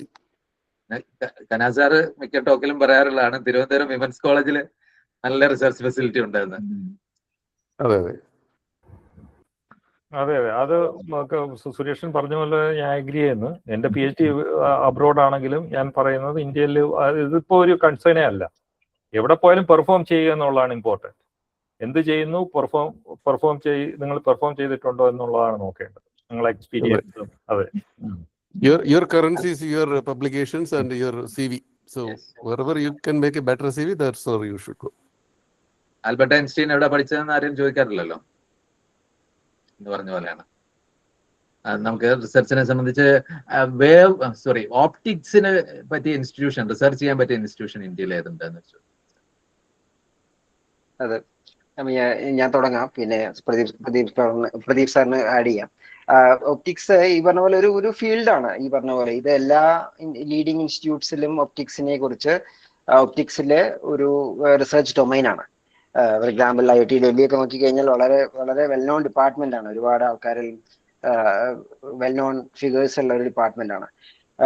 ഇപ്പൊ TFR മാത്രം നോക്കിയാലും TFR-ലും ഒപ്റ്റിക്സ് ഒരു കോർ റിസർച്ച് തീമാണ്. പലതരത്തിലുള്ള ഒപ്റ്റിക്സ്. ഈ ഒപ്റ്റിക്സ് എന്ന് പറഞ്ഞു കഴിഞ്ഞാൽ കൺവെൻഷണൽ റിസർച്ച് ആസ്പെക്ട്സിന് മാറിയിട്ട് ഡിഫറെന്റ് ടൈപ്സ് ഓഫ് ലെൻസിങ്, അങ്ങനെയുള്ള പല രീതിയിലുള്ള റിസർച്ച് ഡയറക്ഷൻസ് ഒപ്റ്റിക്സ് എന്നുള്ള ഒരൊറ്റ ഫീൽഡിൽ തന്നെ കൊണ്ടുവന്നിട്ടുണ്ട്. എല്ലാ IITs ലീഡിങ് ഇൻസ്റ്റിറ്റ്യൂട്ട്സിൽ ഒപ്റ്റിക്സ് ഒരു കോർ റിസർച്ച് ഡൊമൈൻ ആണ്. ഒപ്റ്റിക്സ് ആൻഡ് ഫോട്ടോണിക്സ് എന്ന് പറയുന്നത് പല പേരുകളിൽ അറിയപ്പെടും. ഈ പറഞ്ഞ പോലെ ഫീൽഡ് എക്സ്പാൻഡ് ചെയ്തിട്ട് പലതരത്തിലുള്ള സ്മാൾ റിസർച്ച് വിങ്സ് ആയിട്ട് അപ്പോൾ പല പേരുകളിൽ അറിയപ്പെടുന്നുണ്ടെന്ന് മാത്രം. പക്ഷേ ആൾമോസ്റ്റ് എല്ലാ ലീഡിങ് ഇൻസ്റ്റിറ്റ്യൂട്ട്സിലും optics is one of the core research direction, and think it is going to be like that because photonics-ലും അല്ലെങ്കിൽ അത് photonics വേരിയസ് ആസ്പെക്ട് കമ്മ്യൂണിക്കേഷനും കൂടി വരുമ്പോൾ ഈ ഒരു ആസ്പെക്ട് വളരെ ഇമ്പോർട്ടന്റ് ആയതുകൊണ്ട് ഈ ഒരു ഏരിയക്ക് എന്നും ഹോട്ട് റിസർച്ച് ആയിട്ട് തന്നെ നിലനിൽക്കും. ഓക്കെ, ബയോസയൻസസിലെ റിസർച്ച് ഓപ്പർച്യൂണിറ്റീസ് അത് വൈഡ് വെറൈറ്റി ആണ്. നിങ്ങൾ 3 പേരും അതൊന്ന് ചെറുതായി സൂചിപ്പിച്ചാൽ നന്നായിരിക്കും. അതെ, ഞാൻ തുടങ്ങുകയാണെങ്കിൽ ഇപ്പൊ ബയോളജിക്കൽ സയൻസസിൽ ഈ പറഞ്ഞ പോലെ തന്നെയാണ് ഒരു ഇന്റർഡിസിപ്ലിനറി ആയി പോയിക്കൊണ്ടിരിക്കുന്ന ഒരു ബ്രാഞ്ചാണ്. അതില് ഇന്ത്യയിൽ നോക്കുകയാണെങ്കിൽ ലീഡിങ് ഇൻസ്റ്റിറ്റ്യൂട്ട്സ് ഈ പറഞ്ഞ പോലെ എല്ലാ ലീഡിങ് സ്ഥാപനങ്ങളും IITs ആണെങ്കിലും ICSലാണെങ്കിലും ഒക്കെ വളരെ ഫേമസ് ആയിട്ടുള്ള റിസർച്ച് ഗ്രൂപ്പ്സുകളുണ്ട്. അതുപോലെ തന്നെ TFRന്റെ കീഴിലുള്ള ബയോളജിക്കൽ സയൻസസിൽ കോർ ഫോക്കസ് ചെയ്യുന്ന ഒരു റിസർച്ച് ഇൻസ്റ്റിറ്റ്യൂട്ട് ആണ് national centre for biological sciences എന്ന് പറഞ്ഞാൽ NCBS ബാംഗ്ലൂരിലുള്ളത്. ഒരുപാട് പേര് കേട്ട റിസർച്ച് ഗ്രൂപ്പ്സും ആൾക്കാരും ഉള്ള ഒരു സ്ഥാപനമാണ് NCBS, ഇന്റർനാഷണലി വെൽ റെപ്യൂട്ടഡ് ആണ്. അതുപോലെ തന്നെ ഇവിടെ ഹൈദരാബാദിലെ ഒരു കോർ ബയോളജി റിസർച്ച് ചെയ്യുന്ന ഗ്രൂപ്പ് ഉണ്ട്. ബോംബെയില് അതുപോലെ തന്നെ ഡിപ്പാർട്ട്മെന്റ് ഓഫ് ബയോളജിക്കൽ സയൻസസ് ഉണ്ട്. അവിടെയും വളരെ പേര് കേട്ട പല റിസർച്ച് ഗ്രൂപ്പ്സും ഉണ്ട്. ഇതൊക്കെയാണ് TFRൽ സംബന്ധിച്ച്. ഞാൻ പറഞ്ഞ പോലെ തന്നെ TFR അല്ലാതെ ഈ റിനൗണ്ട് ഇൻസ്റ്റിറ്റ്യൂട്ട്സ്, റിനൗണ്ട് IITsലും ICSലും ഒക്കെ ബയോളജിക്കൽ സയൻസസിൽ റിസർച്ച് നടക്കുന്നുണ്ട്. Okay, thank you sir. ഒരു ജനറൽ ക്വസ്റ്റ്യൻ ആണ് ഇത്. PhD ചെയ്താൽ ജോലി സാധ്യത എന്താണ്? പിന്നെ ഇന്ത്യയിലെ സാലറി PhD-കാർക്ക് കുറവല്ലേ എന്നൊക്കെ ഒരു ചോദ്യമുണ്ട്. നേരത്തെ അഡ്രസ് ചെയ്താണെങ്കിലും അതേക്കുറിച്ച് പ്രദീപ് കുമാർ സാർ ഒന്ന് സൂചിപ്പിച്ചാൽ നന്നായിരിക്കും. ഇത് സാലറി നമ്മൾ ആദ്യം ചോദിക്കുക, നമ്മൾ സാലറിക്ക് വേണ്ടിയാണോ നമ്മൾ റിസർച്ച് ചെയ്യുന്നത്? Salary is a by product. So നമുക്ക് ഇൻട്രസ്റ്റ്, ഇപ്പോൾ നിങ്ങളിപ്പോൾ റിസർച്ചിലോട്ട് പോകുന്നവരുടെ പറയുന്നത് നിങ്ങൾക്ക് ഇൻട്രസ്റ്റ് ഉണ്ടെങ്കിൽ മാത്രം ചെയ്യാനുള്ള ഒരു ഏരിയയാണ് PhD എന്നുള്ളത്. ഇൻട്രസ്റ്റ് ഇല്ലെങ്കിൽ you should not get into research and later regret about what you are doing actually. ഇപ്പോൾ സാലറി നിങ്ങൾ നല്ലപോലെ പെർഫോം ചെയ്ത് നിങ്ങളൊരു പാഷനേറ്റ് ആയിട്ട് റിസർച്ച് ചെയ്ത് it's a long way, but opportunities will come to you. അപ്പം salary area wise ആണ്. ചില ഏരിയകളിൽ നിങ്ങൾക്ക് ബെറ്റർ സാലറി കിട്ടിയെന്നിരിക്കും. കാരണം രണ്ട് രീതിയിലുള്ള ഓപ്പർച്യൂണിറ്റീസ് ആണ് ഉള്ളത് PhD കഴിഞ്ഞാൽ. ഒന്ന് ഇൻഡസ്ട്രി, പിന്നെ അല്ലാതെ മറ്റത് അക്കാഡമിയ. അക്കാഡമിയയിൽ ഇപ്പം starting from college, university, institutes ആ രീതിയിലുള്ള ഒരു സ്ട്രീമുണ്ട്. പിന്നെ ഇൻഡസ്ട്രിയിലാണെങ്കിൽ ഡിപ്പെൻഡ്സ് ഓൺ ദ ഏരിയ. ഇപ്പോൾ ഓർഗാനിക് കെമിസ്ട്രി റിലേറ്റഡ് തിങ് ആണെങ്കിൽ, ബയോളജി ആണെങ്കിൽ ഫാർമ ഇൻഡസ്ട്രി, ആ രീതിയിലുള്ള ഒരു രീതിയിൽ പോകും. പിന്നെ ചില ആൾക്കാർ ഫിസിക്സിലൊക്കെ ചെയ്യുന്നവർ വേറെ കമ്പ്യൂട്ടർ സയൻസിലോട്ട് പിന്നെ PhD കഴിഞ്ഞിട്ട് മാറുന്നവരും ഉണ്ട് ആക്ച്വലി. അപ്പം ഇതെല്ലാം ഡിപ്പെൻസ് ആണ്. അപ്പോൾ അതുകൊണ്ട് ഒരു ജനറൽ ആയിട്ട് നമുക്ക് പറയാൻ പറ്റില്ല ഇതിൽ ഏത് ഏരിയയിലാണ് നിങ്ങൾക്ക് കൂടുതൽ സാലറി കിട്ടാൻ പോകുന്നത്, കിട്ടല്ല. പക്ഷെ നിങ്ങൾ പാഷനേറ്റ് ആണെങ്കിൽ opportunities always will be there actually. So this the general. അത്യാവശ്യം ക്ഷമയും പെർസീവറൻസും പിന്നെ ആ ഫീൽഡിൽ താല്പര്യം ഉണ്ടെങ്കിൽ ഇതിലേക്ക് വരാം. അതാണ് എനിക്കതേ കുറിച്ച് പറയാനുള്ളത്. കനാ സാറിന് കമന്റ് ചെയ്യാനുണ്ടോ എന്തെങ്കിലും? ഇല്ല, എന്താണ് ഈ ബെറ്റർ സാലറി എന്നുള്ളതൊക്കെ അത് പേഴ്സണൽ ഡെഫിനിഷൻ ആണ്. എന്താണ് ബെറ്റർ എന്നുള്ളത് എന്റെ ബെറ്റർ ആയിരിക്കില്ല ഇത് ചോദിച്ച ആളുടെ ബെറ്റർ. അപ്പോ എന്നെയൊക്കെ സംബന്ധിച്ചോളം ഇപ്പൊ ഞാനിപ്പോ സയൻസ് പഠിച്ചാണ്, എനിക്കൊക്കെ മച്ച് ബെറ്റർ സാലറിയാണ് കിട്ടുന്നതാണെന്ന് എൻ്റെ ഒരു ധാരണ. നമ്മളെല്ലാവർക്കും ഇപ്പൊ പ്രദീപനായാലും നാരായണനായാലും നമ്മൾക്കൊക്കെ നല്ല സാലറിയാണ് കിട്ടുന്നത്. അതിപ്പോ നമ്മുടെ സ്റ്റുഡൻസ് ഒക്കെ ആണെങ്കിൽ നമ്മൾക്ക് കാണി കൂടുതലാണ് കിട്ടുന്നത്. ഇപ്പോൾ എൻ്റെ സ്റ്റുഡൻ്റ് ഇപ്പോൾ നമ്മുടെയൊക്കെ സ്റ്റുഡൻസ് ഇപ്പോൾ ജോയിൻ ചെയ്യുമ്പോൾ നമ്മൾ കാണി കൂടുതലാണ് അവർക്ക് യൂഷ്വലി സാലറി കിട്ടുന്നത്. ഇൻഡസ്ട്രി ഒക്കെ ആണെങ്കിൽ they get very, very high salary, especially in some subjects. അത് already പറഞ്ഞു കഴിഞ്ഞാണ്. അതെ, മാനേജ്മെന്റോ MNCസിലൊക്കെ പോകുന്നവർക്ക് ഒരുപക്ഷെ ഇതിന്റെ ഇരട്ടിയും ഒക്കെ സാലറി വരുന്നുണ്ടാവും. അത് വേറൊരു കാര്യമാണ്. പ്രശ്നങ്ങളും അതിന്റെ കൂടെ കാണും. അതെ, മാത്തമാറ്റിക്സിലൊക്കെ PhD ചെയ്ത് നല്ല കമ്പനിയിലൊക്കെ ചെയ്താൽ നമ്മുടെയൊക്കെ 10 ഇരട്ടിയായിരിക്കും അവരുടെ സാലറി. മെഡിസിൻ ഓർ റിസർച്ച് ചോദ്യം അഡ്രസ് ചെയ്ത് കഴിഞ്ഞു, ഇനി അതേക്കുറിച്ച് പറയാനില്ല.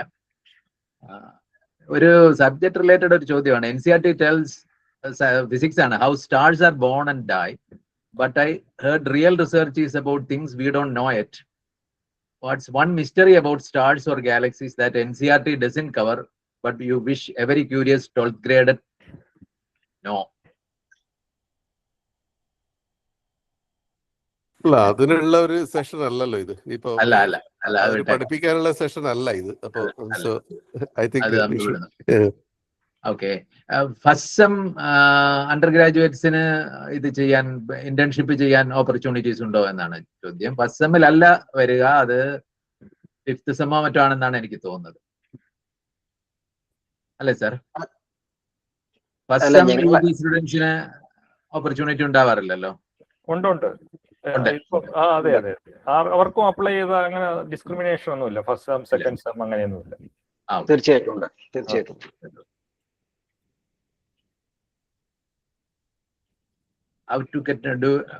ക്വാണ്ടം കമ്പ്യൂട്ടിങ്ങിൽ ഇന്റേൺഷിപ്പ് ചെയ്യാൻ ഓപ്പർച്യൂണിറ്റീസ് നമ്മുടെ IIT-ലോ ഐസറിലോ ഒക്കെ ഉണ്ടോ? Quantum community internship opportunity. ഞാൻ തുടങ്ങുകയാണെങ്കിൽ ക്വാണ്ടം കമ്പ്യൂട്ടിങ്ങിന് ഈ പറഞ്ഞ പോലെ ഇപ്പോ എമർജിംഗ് ആയിട്ടുള്ള ഒരു ഫീൽഡാണ്. ക്വാണ്ടം കമ്പ്യൂട്ടിങ്ങിന്റെ ഡിഫറെന്റ് ആസ്പെക്ട്സിൽ ഈ പറഞ്ഞ IIT ബോംബെയിലുണ്ട്, പ്രദീപ് സാർ പറയും. എല്ലാ IISER തിരുവനന്തപുരത്തുണ്ട് ക്വാണ്ടം കമ്പ്യൂട്ടിങ്ങിന്റെ ഡിഫറെന്റ് ആസ്പെക്ട് ചെയ്യുന്നത്. ഇവിടെ ഞങ്ങൾ TIFR-ലുണ്ട്. അപ്പോൾ ചില ഗ്രൂപ്പ്സ്, അത് ഇന്ത്യയിൽ തന്നെ ഐഡന്റിഫൈ ചെയ്ത കുറച്ച് ഗ്രൂപ്പ്സ് ആണ് ക്വാണ്ടം കമ്പ്യൂട്ടിങ്ങിൽ ചില ഏരിയാസിൽ വർക്ക് ചെയ്യുന്നത്. അതിലിപ്പോ അതിന്റെ സ്പെസിഫിക് ആസ്പെക്ട്സിലേക്ക് ഞാൻ പോകുന്നില്ല. അപ്പോൾ അതാ പറഞ്ഞ, അപ്പൊ റിസർച്ച് ഗ്രൂപ്പിനെ ഐഡന്റിഫൈ ചെയ്യണം. IISER തിരുവനന്തപുരത്ത് നല്ലൊരു ഗ്രൂപ്പ് ഉണ്ട്, TIFR ഹൈദരാബാദിലുണ്ട്, TIFR ബോംബെയിലുണ്ട്, IIT ബോംബെയിലുണ്ട്, മറ്റു ചില IITസിലൊക്കെ ഉണ്ട്.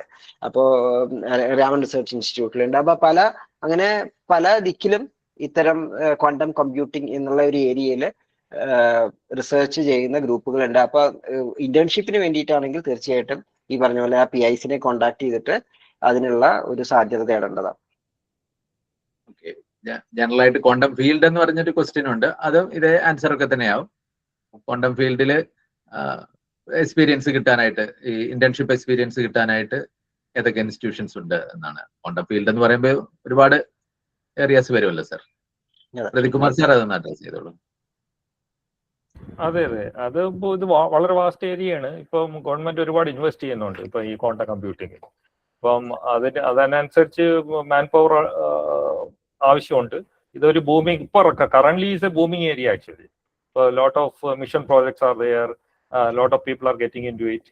ഇപ്പം അത് എല്ലാ IIT-യിലെ എസ്റ്റാബ്ലിഷ്ഡ് IIT, IISER, TIFR അങ്ങനെയുള്ള നാഷണൽ ഇൻസ്റ്റിറ്റ്യൂട്ട്സിൽ എല്ലാം, ചില CSIR ലാബുകളിലും എല്ലാം ഇതിനുള്ള ഓപ്പർച്യൂണിറ്റീസ് ഉണ്ട്. അത് ഡയറക്റ്റ് ആയിട്ട് ഫാക്കൽറ്റിയെ കോൺടാക്ട് ചെയ്യുക, ഈ ഏരിയയിൽ വർക്ക് ചെയ്യുന്ന ഫാക്കൽറ്റിയെ നിങ്ങൾ ഐഡന്റിഫൈ ചെയ്യുക, അവർക്ക് ഡയറക്റ്റ് ആയിട്ട് എഴുതി നോക്കുക എന്നാ, അങ്ങനെയാണ് അതിന് ഉള്ള പ്രോസസ്.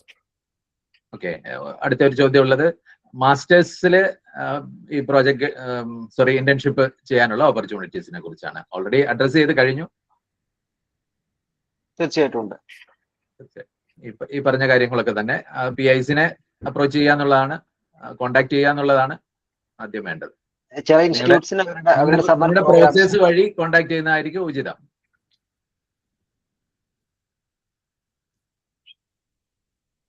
ഓക്കെ, UG കഴിഞ്ഞിട്ട് PG ചെയ്യുമ്പോൾ സ്കോളർഷിപ്സ് ഉണ്ടോ? അങ്ങനെയില്ല, സോറി. അതായത് ടീച്ചേഴ്സ് വഴി കോണ്ടാക്ട് ചെയ്യണമെന്നില്ല. ഇപ്പൊ നമ്മൾക്ക് വരുന്ന ചില ഇന്റേൺഷിപ്പിന്റെ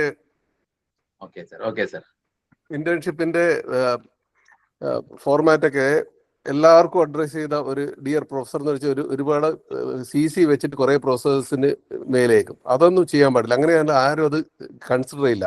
നമ്മൾക്ക് കിട്ടുന്ന ഇമെയിൽ ജസ്റ്റ് ഡിലീറ്റ് ചെയ്യുക മാത്രമാണ് ചെയ്യുന്നത്. ഇത് എല്ലാവർക്കും വേണ്ടിയുള്ള ഒരു common email, I like your research field. എന്താണ് ആ റിസർച്ച് ഫീൽഡ് എന്ന് പറയാതെ ഒരാളെ ഏരിയ ഇഷ്ടമാണെങ്കിൽ അദ്ദേഹത്തിന്റെ വെബ്സൈറ്റിൽ പോയിട്ട് എന്താണ് വർക്ക് ചെയ്യുന്നതിന് ഒരു ബ്രീഫ് ചെയ്തിട്ട് ആ SOP അത് ക്ലിയർ ആയിട്ട് കാണിക്കുകയാണ് വേണ്ടത്.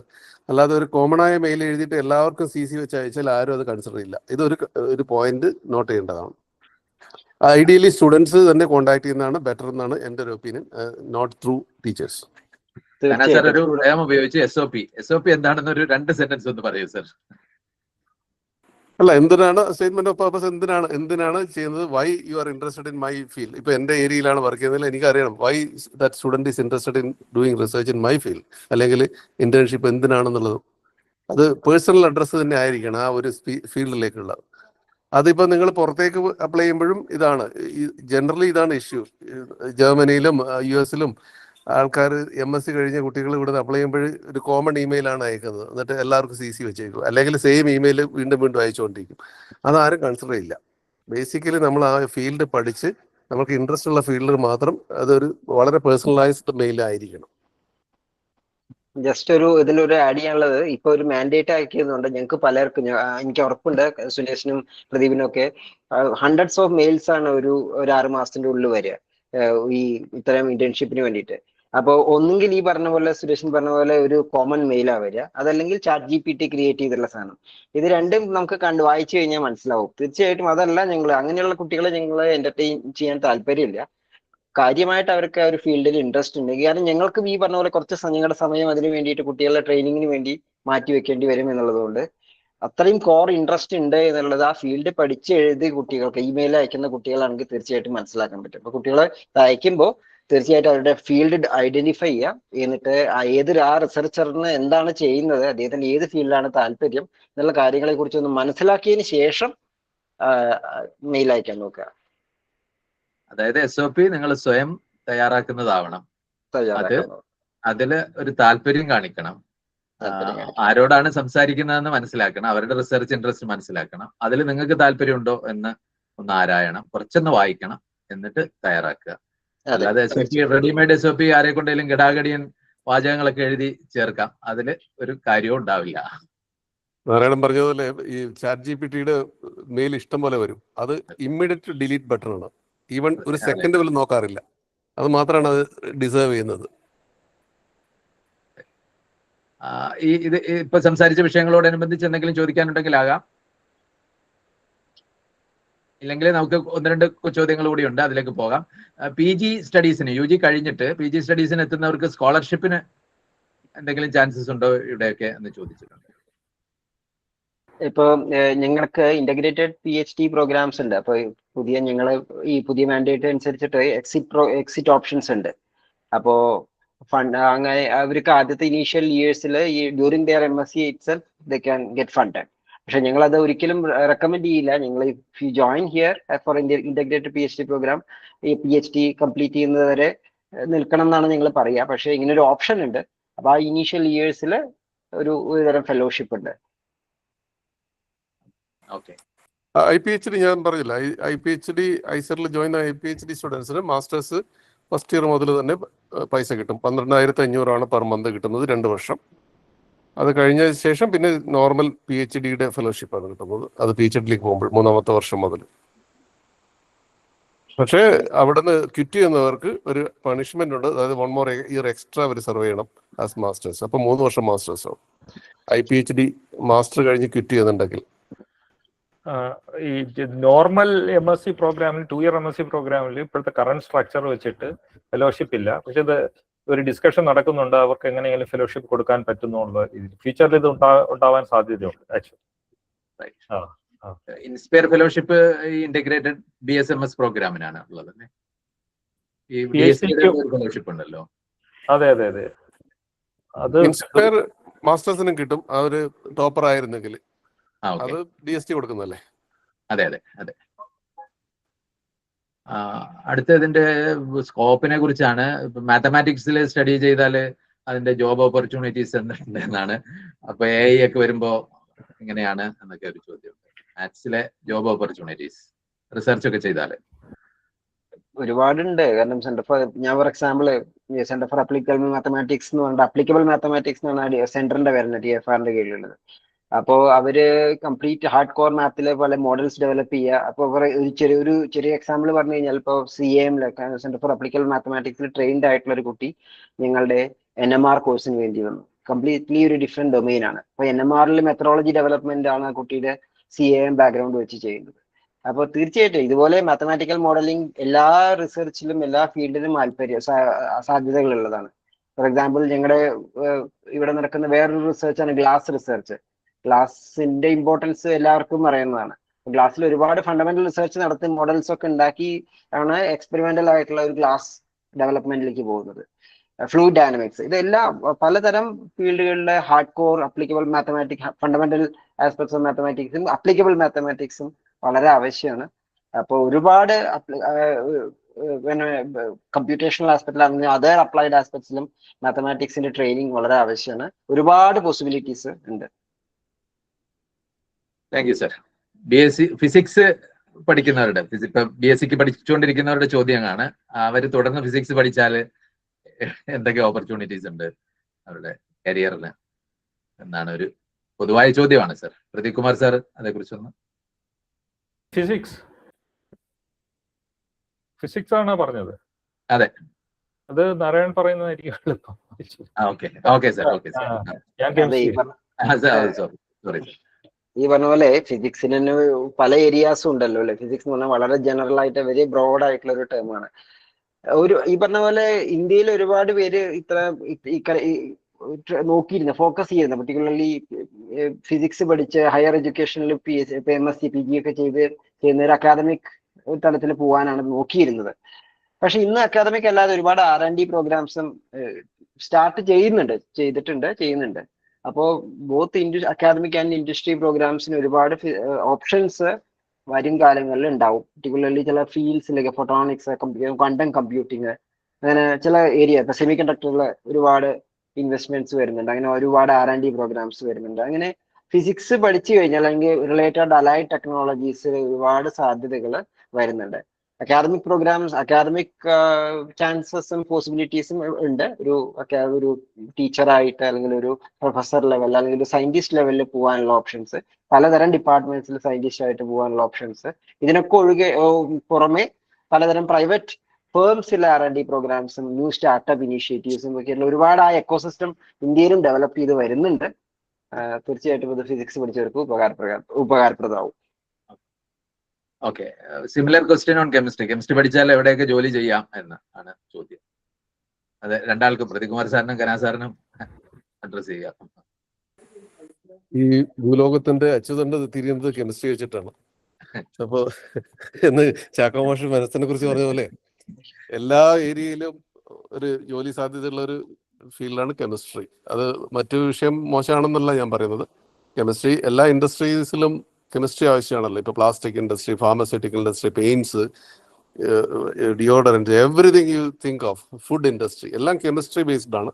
അപ്പോൾ കെമിസ്ട്രിയിൽ ജോലി സാധ്യത കൂടുതലാണ് എന്നാണ് പറയുന്നത്. ഓക്കെ, പിന്നെ ഒരു ചോദ്യം, യു ക്യാൻ എന്ന് വെച്ചാൽ ഒരു 25,000 രൂപയിൽ കൂടുതൽ ശമ്പളം കിട്ടുന്ന ജോലി കിട്ടുമോ എന്നാണ് ചോദ്യം. കിട്ടും, ധാരാളം കിട്ടും എന്നാണ്.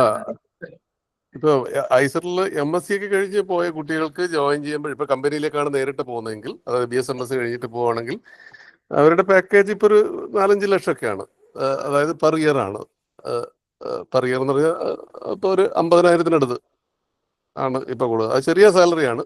അത് എന്താണ് കാരണം എന്ന് വെച്ചാൽ അവർ ആ ലോ ലെവൽ സെറ്റിലിംഗ് ചൂസ് ചെയ്തുകൊണ്ടാണ്. ഇപ്പൊ നേരെ മറിച്ച് PhD ഒക്കെ ചെയ്യുമ്പോൾ 14 മുതൽ 20 ലക്ഷം വരെയൊക്കെ ഉണ്ട് എന്നുള്ളതാണ് ആ സാലറി. അപ്പൊ പോസ്റ്റ് ഒക്കെ കഴിഞ്ഞാൽ അതിലും കൂടുതൽ വരും. അങ്ങനെയാണ്. Thank you. ഇനി ഒരു ചോദ്യമുണ്ട്, അതാണ് സ്റ്റാർ വാല്യൂ ഉള്ള ക്വസ്റ്റ്യൻ. അത് ഞാൻ ചോദിക്കുന്നതിന് മുമ്പ് നിങ്ങളുടെ കൂട്ടത്തിൽ ആർക്കെങ്കിലും ഇനി എന്തെങ്കിലും ചോദിക്കാനുണ്ടെങ്കിൽ ആകാം, അതിനുള്ള അവസരമാണ്. ഒരു കുറഞ്ഞ ഒരു സമയം.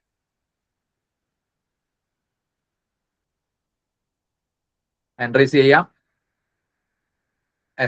അനഘ ചോദിച്ചോളൂ. സാർ, ഞാൻ ഇപ്പോൾ കാലിക്കറ്റ് യൂണിവേഴ്സിറ്റിയിലാണ് BSc ചെയ്തുകൊണ്ടിരിക്കണേ.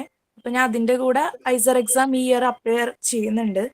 അപ്പോൾ നല്ലൊരു സ്കോർ കിട്ടിയില്ലെങ്കിൽ ഏതെങ്കിലും ലോ ലെവൽ, കുറച്ച് റീസെന്റ് ഡെവലപ്പ് ആയിട്ടുള്ള ഐസറിൽ ജോയിൻ ചെയ്യുന്നതാണോ അതോ BSc കംപ്ലീറ്റ് ചെയ്തിട്ട് MSc ജാം എഴുതിയിട്ട് കുറച്ചും കൂടെ നല്ല ഇൻസ്റ്റിറ്റ്യൂഷൻ പ്രിഫർ ചെയ്യുന്നതാണോ നല്ലത് കരിയർ വൈസ്? ഇപ്പോഴും ഫസ്റ്റ് ഇയർ ആണോ BSc? Yes sir. And you said Calicut university. Calicut യൂണിവേഴ്സിറ്റിക്ക് BSc ഉണ്ടോ? ഹോണേഴ്സ് ആണ്. കോളേജിലാണ്. Okay okay. അത് 4 ഇയർ ഹോണേഴ്സ് ആണ്. വേണ്ടവർക്ക് 3 ഇയറിൽ ക്വിറ്റ് ചെയ്യാം. അത് ഡിപ്പെൻസ്. ഇപ്പൊ നിങ്ങൾക്ക് ഒരു വർഷം നഷ്ടപ്പെടുന്നതിൽ പ്രശ്നമില്ലാതെ തോന്നിയാൽ you can quit and join. നല്ല ഐസർ കിട്ടുകയാണെങ്കിൽ. Another option is as you rightly said, after BSc നല്ല മാർക്ക് ജാമിലൊക്കെ വാങ്ങിച്ച് ഏതെങ്കിലും IIT-യിൽ പോവാം, അല്ലെങ്കിൽ ഐസറിൽ പോവാം, അല്ലെങ്കിൽ ഐസറിന്റെ എൻട്രൻസ് എഴുതാം ആ സ്റ്റേജിൽ. എനിക്ക് PhD പുറത്ത് പോയിട്ട് MIT, സ്റ്റാൻഫോർഡ് അതുപോലെ ഒരു വലിയ ഇൻസ്റ്റിറ്റ്യൂഷനിൽ ചെയ്യാനാണ് താല്പര്യം. അപ്പൊ അതിന് ഏതാവും കുറച്ചും കൂടെ നല്ല ഓപ്ഷൻ? അതിന് വേണ്ടത് ഓൾറെഡി പ്രദീപ് കുമാർ സാർ മുന്നേ പറഞ്ഞതാണ്. ഈ academic excellence in one of the best institutes ഉണ്ടെങ്കിൽ അതൊരു വൺ ഓഫ് ദ ഫാക്ടേഴ്സ് മാത്രമാണ്. പിന്നെ റിസർച്ച് ആപ്റ്റിറ്റ്യൂഡ് അല്ല, റിസർച്ച് എക്സലൻസ്, അതായത് ഈ ഇന്റേൺഷിപ്പിലോ മറ്റ് MSc പ്രോജക്റ്റിലോ ചെയ്ത പേപ്പേഴ്സ് ഒരു ഇതാണ്, ഫാക്ടറാണ്. പിന്നെ റെക്കമെൻഡേഷൻ ലെറ്റർ, ആരുടെ കൂടെയാണോ എന്തെങ്കിലും വർക്ക് ചെയ്തിരിക്കുന്നത് അവരുടെ റെക്കമെൻഡേഷൻ ലെറ്റർ, ഇതൊക്കെയാണ് ഇങ്ങനെയുള്ള ഹൈ ലെവൽ ഇൻസ്റ്റിറ്റ്യൂട്ടിൽ പോകാൻ വേണ്ടി വേണ്ടത്. ജസ്റ്റ് അക്കാഡമിക് എക്സലൻസ് മാത്രം പോരാ എന്നുള്ളതാണ്. ഇപ്പൊ നമ്മുടെയൊക്കെ ഇൻസ്റ്റിറ്റ്യൂട്ടിൽ നിന്ന് പോയ 7 CGP ഉള്ള കുട്ടികൾ MIT ഹാർവേഡിലൊക്കെ കിട്ടിയിട്ടുണ്ട്. അതുപോലെ 9.9 ഉള്ളവർക്ക് കിട്ടാതെ ഇരുന്നിട്ടും ഉണ്ട്. അപ്പോൾ ആ ഒരു ഫാക്ടർ മനസ്സിലാക്കണം. ഇത് മാത്രമല്ല, MSc പഠിക്കുമ്പോഴുള്ളത് മാത്രം മതി അതോ BSc അവര് ഒരു കൺസിഡർ ചെയ്യോ ഫാക്ടർ ആയിട്ട്? UG പ്രോജക്റ്റ് നല്ലതാണെങ്കിൽ അത് it will be a big advantage for you. അതെ. Okay sir, thank you. Doctor Sreeja ചോദിച്ചോളൂ. Doctor Sreeja, you can unmute and speak. ഇല്ലെങ്കിൽ നിധി പിള്ളായി. നിധി ചോദിച്ചോളൂ. Good evening, sir. I have just completed my class 12. I'm in Gujarat. My subjects were PCB and informatic practices. I'm really passionate about biology as well as IP. So I'm thinking of pursuing a career in biotechnology, which bridges the gap between the both of subjects. So could you please brief me about the scope in biotechnology, mainly in the industry sector in India? Okay. Yes, biotechnology is a very good field. There are a lot of opportunities if you study in a good college or university, or in IIT or IISER kind of places. IISER don't have biotechnology; they have biological sciences. But you have good opportunities in pharma sector and biotech industry actually. Gujarat, there are a lot of pharma companies are there, so there are plenty of job opportunities even if you don't have a PhD actually. After your master's, you will be able to find jobs. So in biotech. So if you're interested in research, go for research, and then also you will have a lot of opportunities actually. So Yes, it's a sir. good option. Yeah. Also, I would like to ask, is it like, can I go for BTech in bioinformatics via private colleges? So that depends on what you want. So BTech in bioinformatics, you become too specialized actually. So you are narrowing down your specialization in biotechnology. So that becomes too specialized. Then you will be able to only get jobs in those kind of where data science or computational drug discovery or genomics kind of those areas. There are opportunities, but it's very, very competitive. So my general suggestion to anyone is, if you are doing bio-related courses, go for a plain bioscience or biotech course actually. Then you will learn multiple things, which will help you. In master's, PG level, you can specialize if you are interested. Yes, sir. So would it be better to continue a master's degree in India or abroad with a BSc honors? That depends on if you have your parents have money to send you abroad. That's also a good option. But there are good places in India also. You can do masters actually. So what are the like better departments in India, which is There's so many actually. I cannot even list all the departments in bioscience department in ICIS and IITs are the really good departments. no, And because I asked because right, please go ahead. yeah, I asked because most of the life science and all those departments in India, they generally don't have that higher ROI. ROI, So research. return on investment. There are many. On investment. I think also you're talking about private universities. So Yeah, that's higher over like, there. yeah. So in your state, I would say that only one private university has decent infrastructure for biotech is Ahmedabad University. So that's what I Yes, can tell you. Yeah. So also I have applied for CUET. Okay, that's good. That's good. Good. So with CUET, what like most of the colleges which I can go has BSc Life Sciences and obviously BSMS dual degrees in University of Hyderabad. Right. That's a very good That's a very good. Hyderabad University, they have BSMS. It's very good. Yeah, that's very good course. Yeah. Okay, It's sir. a top department in India actually. Okay, sir. Thank you so much for your time. Dhanush has something to ask. Dhanush, please come. Yeah, good evening, sir. I'm actually doing BSc in AI and data science. It's a 4-year course, honors course. So basically, I am focusing to go for placements. So my main doubt, I asked to a few professors, so I got a mixed opinion from everyone. So basically, my question was, should I be more focused on doing more projects or should I be doing more internships to build my CV? That depends on what are you looking for a job or are you want to go for higher studies? Sir, actually, I'm thinking of going for placement. I'm actually thinking of doing at least 2 years job and gaining some experience. After that, I'm thinking So of doing for master's. placement, they will look for your skills actually, your programming skills and all these things because they will test those aspects. So if you have a good skill set in those directions, you will find a job. Otherwise, no, actually. So skills are very, very important for companies. So they are looking like less training. With less training, how you can launch your career in that company. So that's what they're looking for. Yeah. Okay, I think we shall wind up this session. Sir ഒരുപാട് questions ചാറ്റിൽ വന്നിട്ടുണ്ടായിരുന്നു. ഞാൻ കുറെ answer ചെയ്തിട്ടുണ്ട്. ഉണ്ടെങ്കിൽ അവരെ ഗ്രൂപ്പിൽ ഇടാൻ പറഞ്ഞാൽ നിങ്ങൾ എന്തോ ഗ്രൂപ്പ് അങ്ങോട്ട് ഇട്ടിട്ടുണ്ടല്ലോ. അവിടെ നമുക്ക് ആൻസർ ചെയ്യാം. ഓക്കെ. ഒരു ക്വസ്റ്റ്യൻ ഉണ്ട്. How did you get to this position? മൂന്നാളും ഒന്ന് ആൻസർ ചെയ്യുക. That's a long story. ബ്രീഫായി ചെയ്യുക. വൺ ലൈനർ സിനിമക്കാർ പറയുന്ന പോലെ biopic.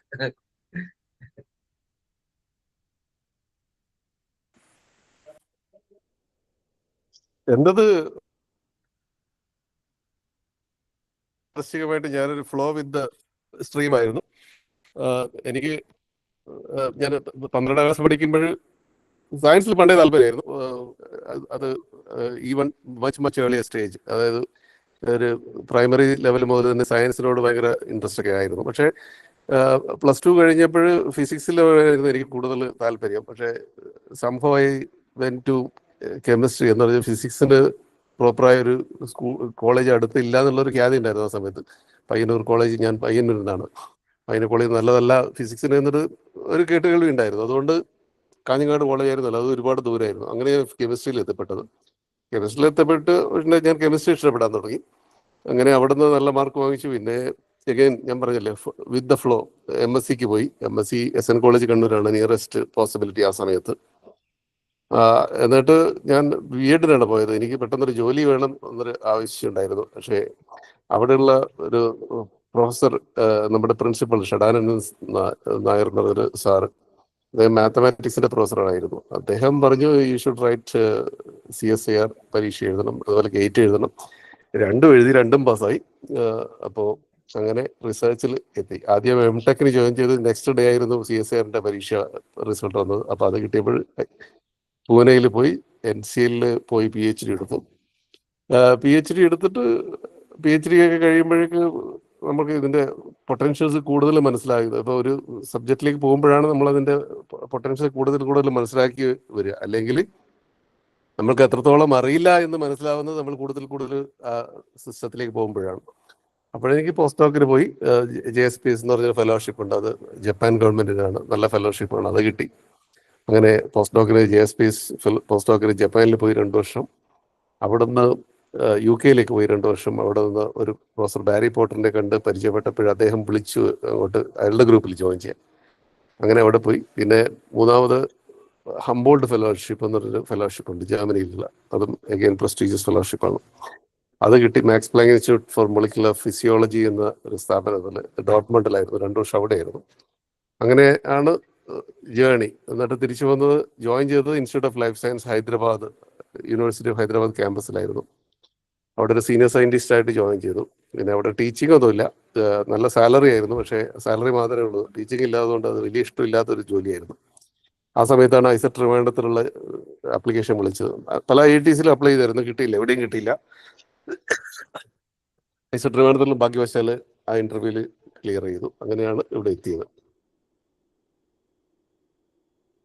Okay, thank you sir. Professor Pradeep please. എൻ്റെ സുരേഷൻ പറഞ്ഞതുമായിട്ട് കുറച്ചൊക്കെ സാമ്യമുണ്ട്. എനിക്ക് സ്കൂൾ തൊട്ടേ സയൻസിലൂടെ ഇൻട്രസ്റ്റ് ഉണ്ടായിരുന്നു. പിന്നെ കെമിസ്ട്രിയോട് പ്രത്യേക ഇൻട്രസ്റ്റ് ഉണ്ടായിരുന്നു. അതൊരു പക്ഷേ ഫാമിലിയിലുള്ള ഒരു ഇൻഫ്ലുവൻസ് ആയിരിക്കും. എൻ്റെ ചേട്ടൻ കെമിസ്ട്രി പഠിച്ച ആളാണ്.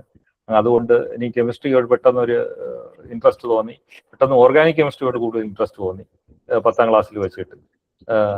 ആ ഇൻട്രസ്റ്റ് കണ്ടിന്യൂ ചെയ്ത് +2ലും പിന്നെ BSCയിലും MSCയിലും ഒക്കെ അതൊരു പാഷനായിട്ട് പോയി.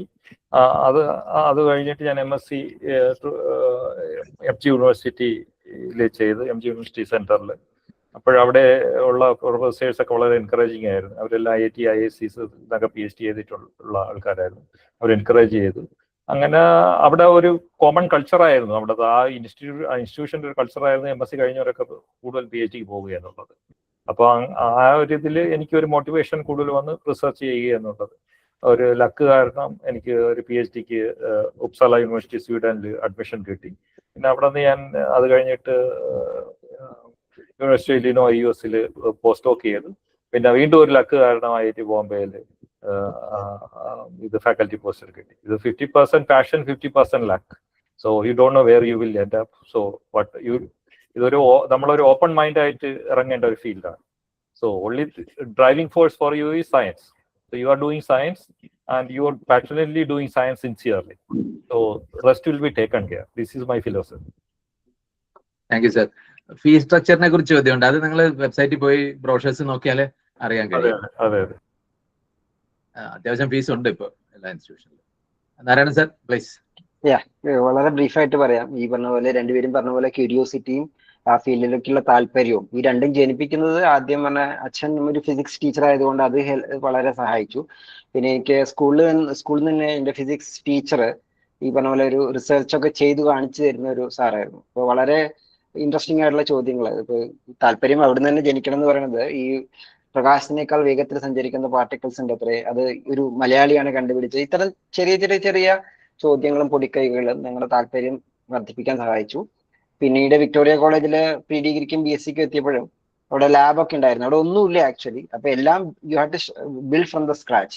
അപ്പൊ അത് തന്നെ ഒരു ക്യൂരിയോസിറ്റി, നമുക്ക് എന്തെങ്കിലുമൊക്കെ നേടുമ്പോൾ നമുക്കൊരു സാറ്റിസ്ഫാക്ഷൻ, ഈ തലത്തിലുള്ള പല കാര്യങ്ങളും നമുക്ക് കൊണ്ടുവരും.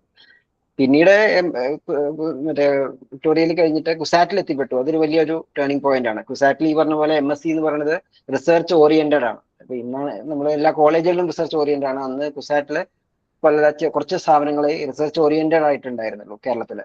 അപ്പൊ അങ്ങനെ റിസർച്ച് ഓറിയന്റഡ് ആണ്. അവിടെ തന്നെ MScക്ക് പ്രൊജക്ട് ചെയ്യാൻ പറ്റി. അത്യാവശ്യം നല്ല രീതിയിൽ പ്രൊജക്ട് ചെയ്യാൻ പറ്റി. അവിടെ നിന്ന് പബ്ലിക്കേഷൻ കിട്ടി, ഫെലോഷിപ്പ്, അത് കഴിഞ്ഞ് UGC ഫെലോഷിപ്പും കേരള ഗവൺമെന്റിന്റെ ഫെലോഷിപ്പും കിട്ടി. ജോലി കിട്ടി. ഒരു IT ഫീൽഡിൽ ജോലി കിട്ടിയെങ്കിലും ആ ഫെലോഷിപ്പ് ചെറിയൊരു ഫെലോഷിപ്പ് ആണെങ്കിൽ കൂടി, സാലറി നോക്കുമ്പോൾ ചെറിയൊരു ഫെലോഷിപ്പ് ആണെങ്കിൽ കൂടി താല്പര്യം കാരണം ഫെലോഷിപ്പിൽ നിൽക്കാൻ തീരുമാനിച്ചു.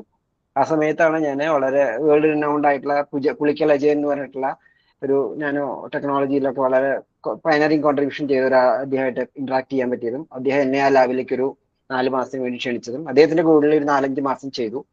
തിരിച്ചു വന്ന് PhD കംപ്ലീറ്റ് ചെയ്തിട്ട് വീണ്ടും അദ്ദേഹത്തിന്റെ കീഴിൽ റൈസ് യൂണിവേഴ്സിറ്റിയിൽ ഒരു 3 വർഷത്തോളം റിസർച്ച് ചെയ്തു. ആ സമയത്ത് എനിക്ക് 1-2 ഗവൺമെന്റ് ജോലികളൊക്കെ കിട്ടിയിരുന്നു. അപ്പോ തിരിച്ച് അതിനു വേണ്ടി ജോയിൻ ചെയ്യാൻ വരുമ്പോൾ അദ്ദേഹം പറഞ്ഞു തീർച്ചയായിട്ടും ഗവേഷണം ചെയ്യണമെന്ന് പറഞ്ഞു. അപ്പൊ അങ്ങനെ ഇന്ത്യയിലെ പല ദിക്കിലും അപ്ലൈ ചെയ്തു. CSIR-ലാണ് ആദ്യം, CECR സെൻട്രൽ ഇലക്ട്രോകെമിക്കൽ റിസർച്ച് ഇൻസ്റ്റിറ്റ്യൂട്ടിലാണ് ആദ്യം ഒരു ക്യുക്ക് ഹയർ ഫെലോ എന്ന് പറഞ്ഞിട്ട് ഒരു പൊസിഷനിൽ കിട്ടിയത്. അവിടെ ഒരു 1.5 വർഷം വർക്ക് ചെയ്തു. എനിക്ക് ആ ജോലി അവിടെ കണ്ടിന്യൂ ചെയ്യാൻ പറ്റിയില്ല. പക്ഷെ ഭാഗ്യത്തിന് അപ്പോഴേക്കും തന്നെ TIFR-ൽ ഞാൻ അപ്ലൈ ചെയ്തിട്ടുണ്ടായിരുന്നു. TIFR ഹൈദരാബാദില് ഫാക്കൽറ്റി പൊസിഷനിൽ ഫാക്കൽറ്റി കിട്ടി. 2014 അവിടെ ജോയിൻ ചെയ്തു. ഈ പറഞ്ഞ പോലെ താല്പര്യവും ഒക്കെ കാരണം ഈ ഫീൽഡിൽ സസ്റ്റെയിൻ ചെയ്യാൻ പറ്റുന്നുണ്ട്. പുതിയ കാര്യങ്ങൾ, ചില കാര്യങ്ങൾ ചെയ്യാനും പറ്റുന്നുണ്ട്. ഇതാണ് എൻ്റെ ഒരു research journey. Thank you sir, thank you very much. Inspiring ആയ 3 സ്റ്റോറീസ് നമ്മൾ കേട്ടു. നമ്മൾ സെഷൻ വൈൻഡപ്പ് ചെയ്യാണ്. ഒരു ചോദ്യം ഉണ്ടായിരുന്നു ഡിസൈൻ കോഴ്സിനെ കുറിച്ചുള്ളത്. IIT ഗൗഹാത്തിയിലുണ്ട്, അവിടെ IIT ബോംബെയിലും ഉണ്ട്. അത് അണ്ടർ ഗ്രാജുവേറ്റ് പ്രോഗ്രാം എന്ന് വെച്ചാൽ UCED എന്ന് പറയുന്ന എക്സാം എഴുതണം. അത് IIT ബോംബെ കണ്ടക്ട് ചെയ്യുന്ന എക്സാമാണ്. മാസ്റ്റേഴ്സിന് ഡിസൈൻ്റെ പ്രോഗ്രാംസിന് സീഡ് എക്സാം എഴുതണം. ഈ 2 എൻട്രൻസ് എക്സാം, ഇത് 2 എക്സാം, പിന്നെ അത് കഴിഞ്ഞിട്ട് ഫോളോഡ് ബൈ ഇന്റർവ്യൂ. ഇതിലാണ് സ്റ്റുഡൻസിനെ സെലക്ട് ചെയ്യുന്നത്. പിന്നെ national institute of design NID അവർക്ക് സെപ്പറേറ്റ് ആയിട്ടുള്ള ടെസ്റ്റ് ഉണ്ട്. NID ഉണ്ട്, നാഷണൽ ഇൻസ്റ്റിറ്റ്യൂട്ട് ഓഫ് ഫാഷൻ ടെക്നോളജിക്കും അവർക്ക് ഡിസൈൻ കോഴ്സസ് ബാച്ചിലർ. ഇതിന്റെയൊക്കെ എംഫസിസ് ഓരോ ഇൻസ്റ്റിറ്റ്യൂട്ടിനും വ്യത്യാസമാണ്. അതെ. NID-യും IITs-ന്റെയും കോഴ്സുകൾ സിമിലർ ആണ്, സോർട്ട് ഓഫ്. ഓക്കെ, നമ്മൾ സെഷൻ വൈൻഡപ്പ് ചെയ്യാണ്. നന്ദി 3 പേരോടും 3 പ്രൊഫസേഴ്സും നമുക്ക് വേണ്ടി ഇത്രയും സമയം ഇവിടെ ചെലവഴിച്ചു. 1.5-2 മണിക്കൂറോളം ചെലവഴിച്ചു. ഒരു 3 പേര് മോഡറേറ്റർ എന്ന നിലയിലുള്ള നന്ദി 3 പേരോട് അറിയിക്കുന്നു.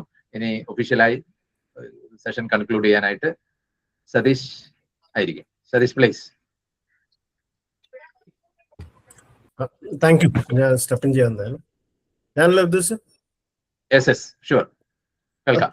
പിന്നെ ഇവര് 3 പേരെയും ഞങ്ങൾക്ക് സയൻസ് പീപ്പിളിന്റെ ജേർണിയിൽ ഇവർ 3 പേരും വളരെ പരിചിതരായ ആൾക്കാരാണ്. അതുകൊണ്ട് തന്നെ പ്രദീപ് സാറായാലും കലാസുരേഷ് സാറും നാരായൺ എനിക്ക് കുറെ കൂടി വളരെ അടുത്തൊരു വ്യക്തി കൂടിയാണ്. അപ്പൊ എല്ലാവരോടും പ്രത്യേകം നന്ദി പറയുന്നു. അതുപോലെ തന്നെ ഏകദേശം 100-ലധികം പാർട്ടിസിപ്പൻസ് ഉണ്ടായിരുന്നു.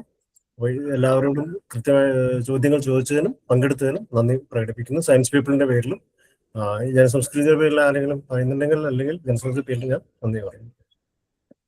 Thank you. സെഷൻ അവസാനിച്ചു അറിയിക്കുന്നു. Thank you sir. ഒരു കാര്യം കൂടെ പറയാനുള്ള, അവർക്ക് വേറെ എന്തെങ്കിലും ക്വസ്റ്റ്യൻ ഉണ്ടെങ്കിൽ അവർ ആ വാട്സാപ്പ് ഗ്രൂപ്പിൽ ഇടാൻ പറഞ്ഞാൽ മതി, നമ്മൾ ചെയ്തോളാം. ആക്ച്വലി ആൻസർ ചെയ്യാം. ശരി സാർ, ഓക്കെ അറിയിക്കാം. അങ്ങനെ ഗ്രൂപ്പിൽ നമ്മൾ ഒരു മെസ്സേജ് അങ്ങനെ കൊടുക്കാം സാർ. അതെ പ്ലീസ്. ആക്ച്വലി ഒരുപാട് ക്വസ്റ്റ്യൻ ചാറ്റിൽ വന്നായിരുന്നു. എല്ലാം അഡ്രസ് ചെയ്യാൻ പറ്റില്ല. അതെ ഞാൻ കുറെ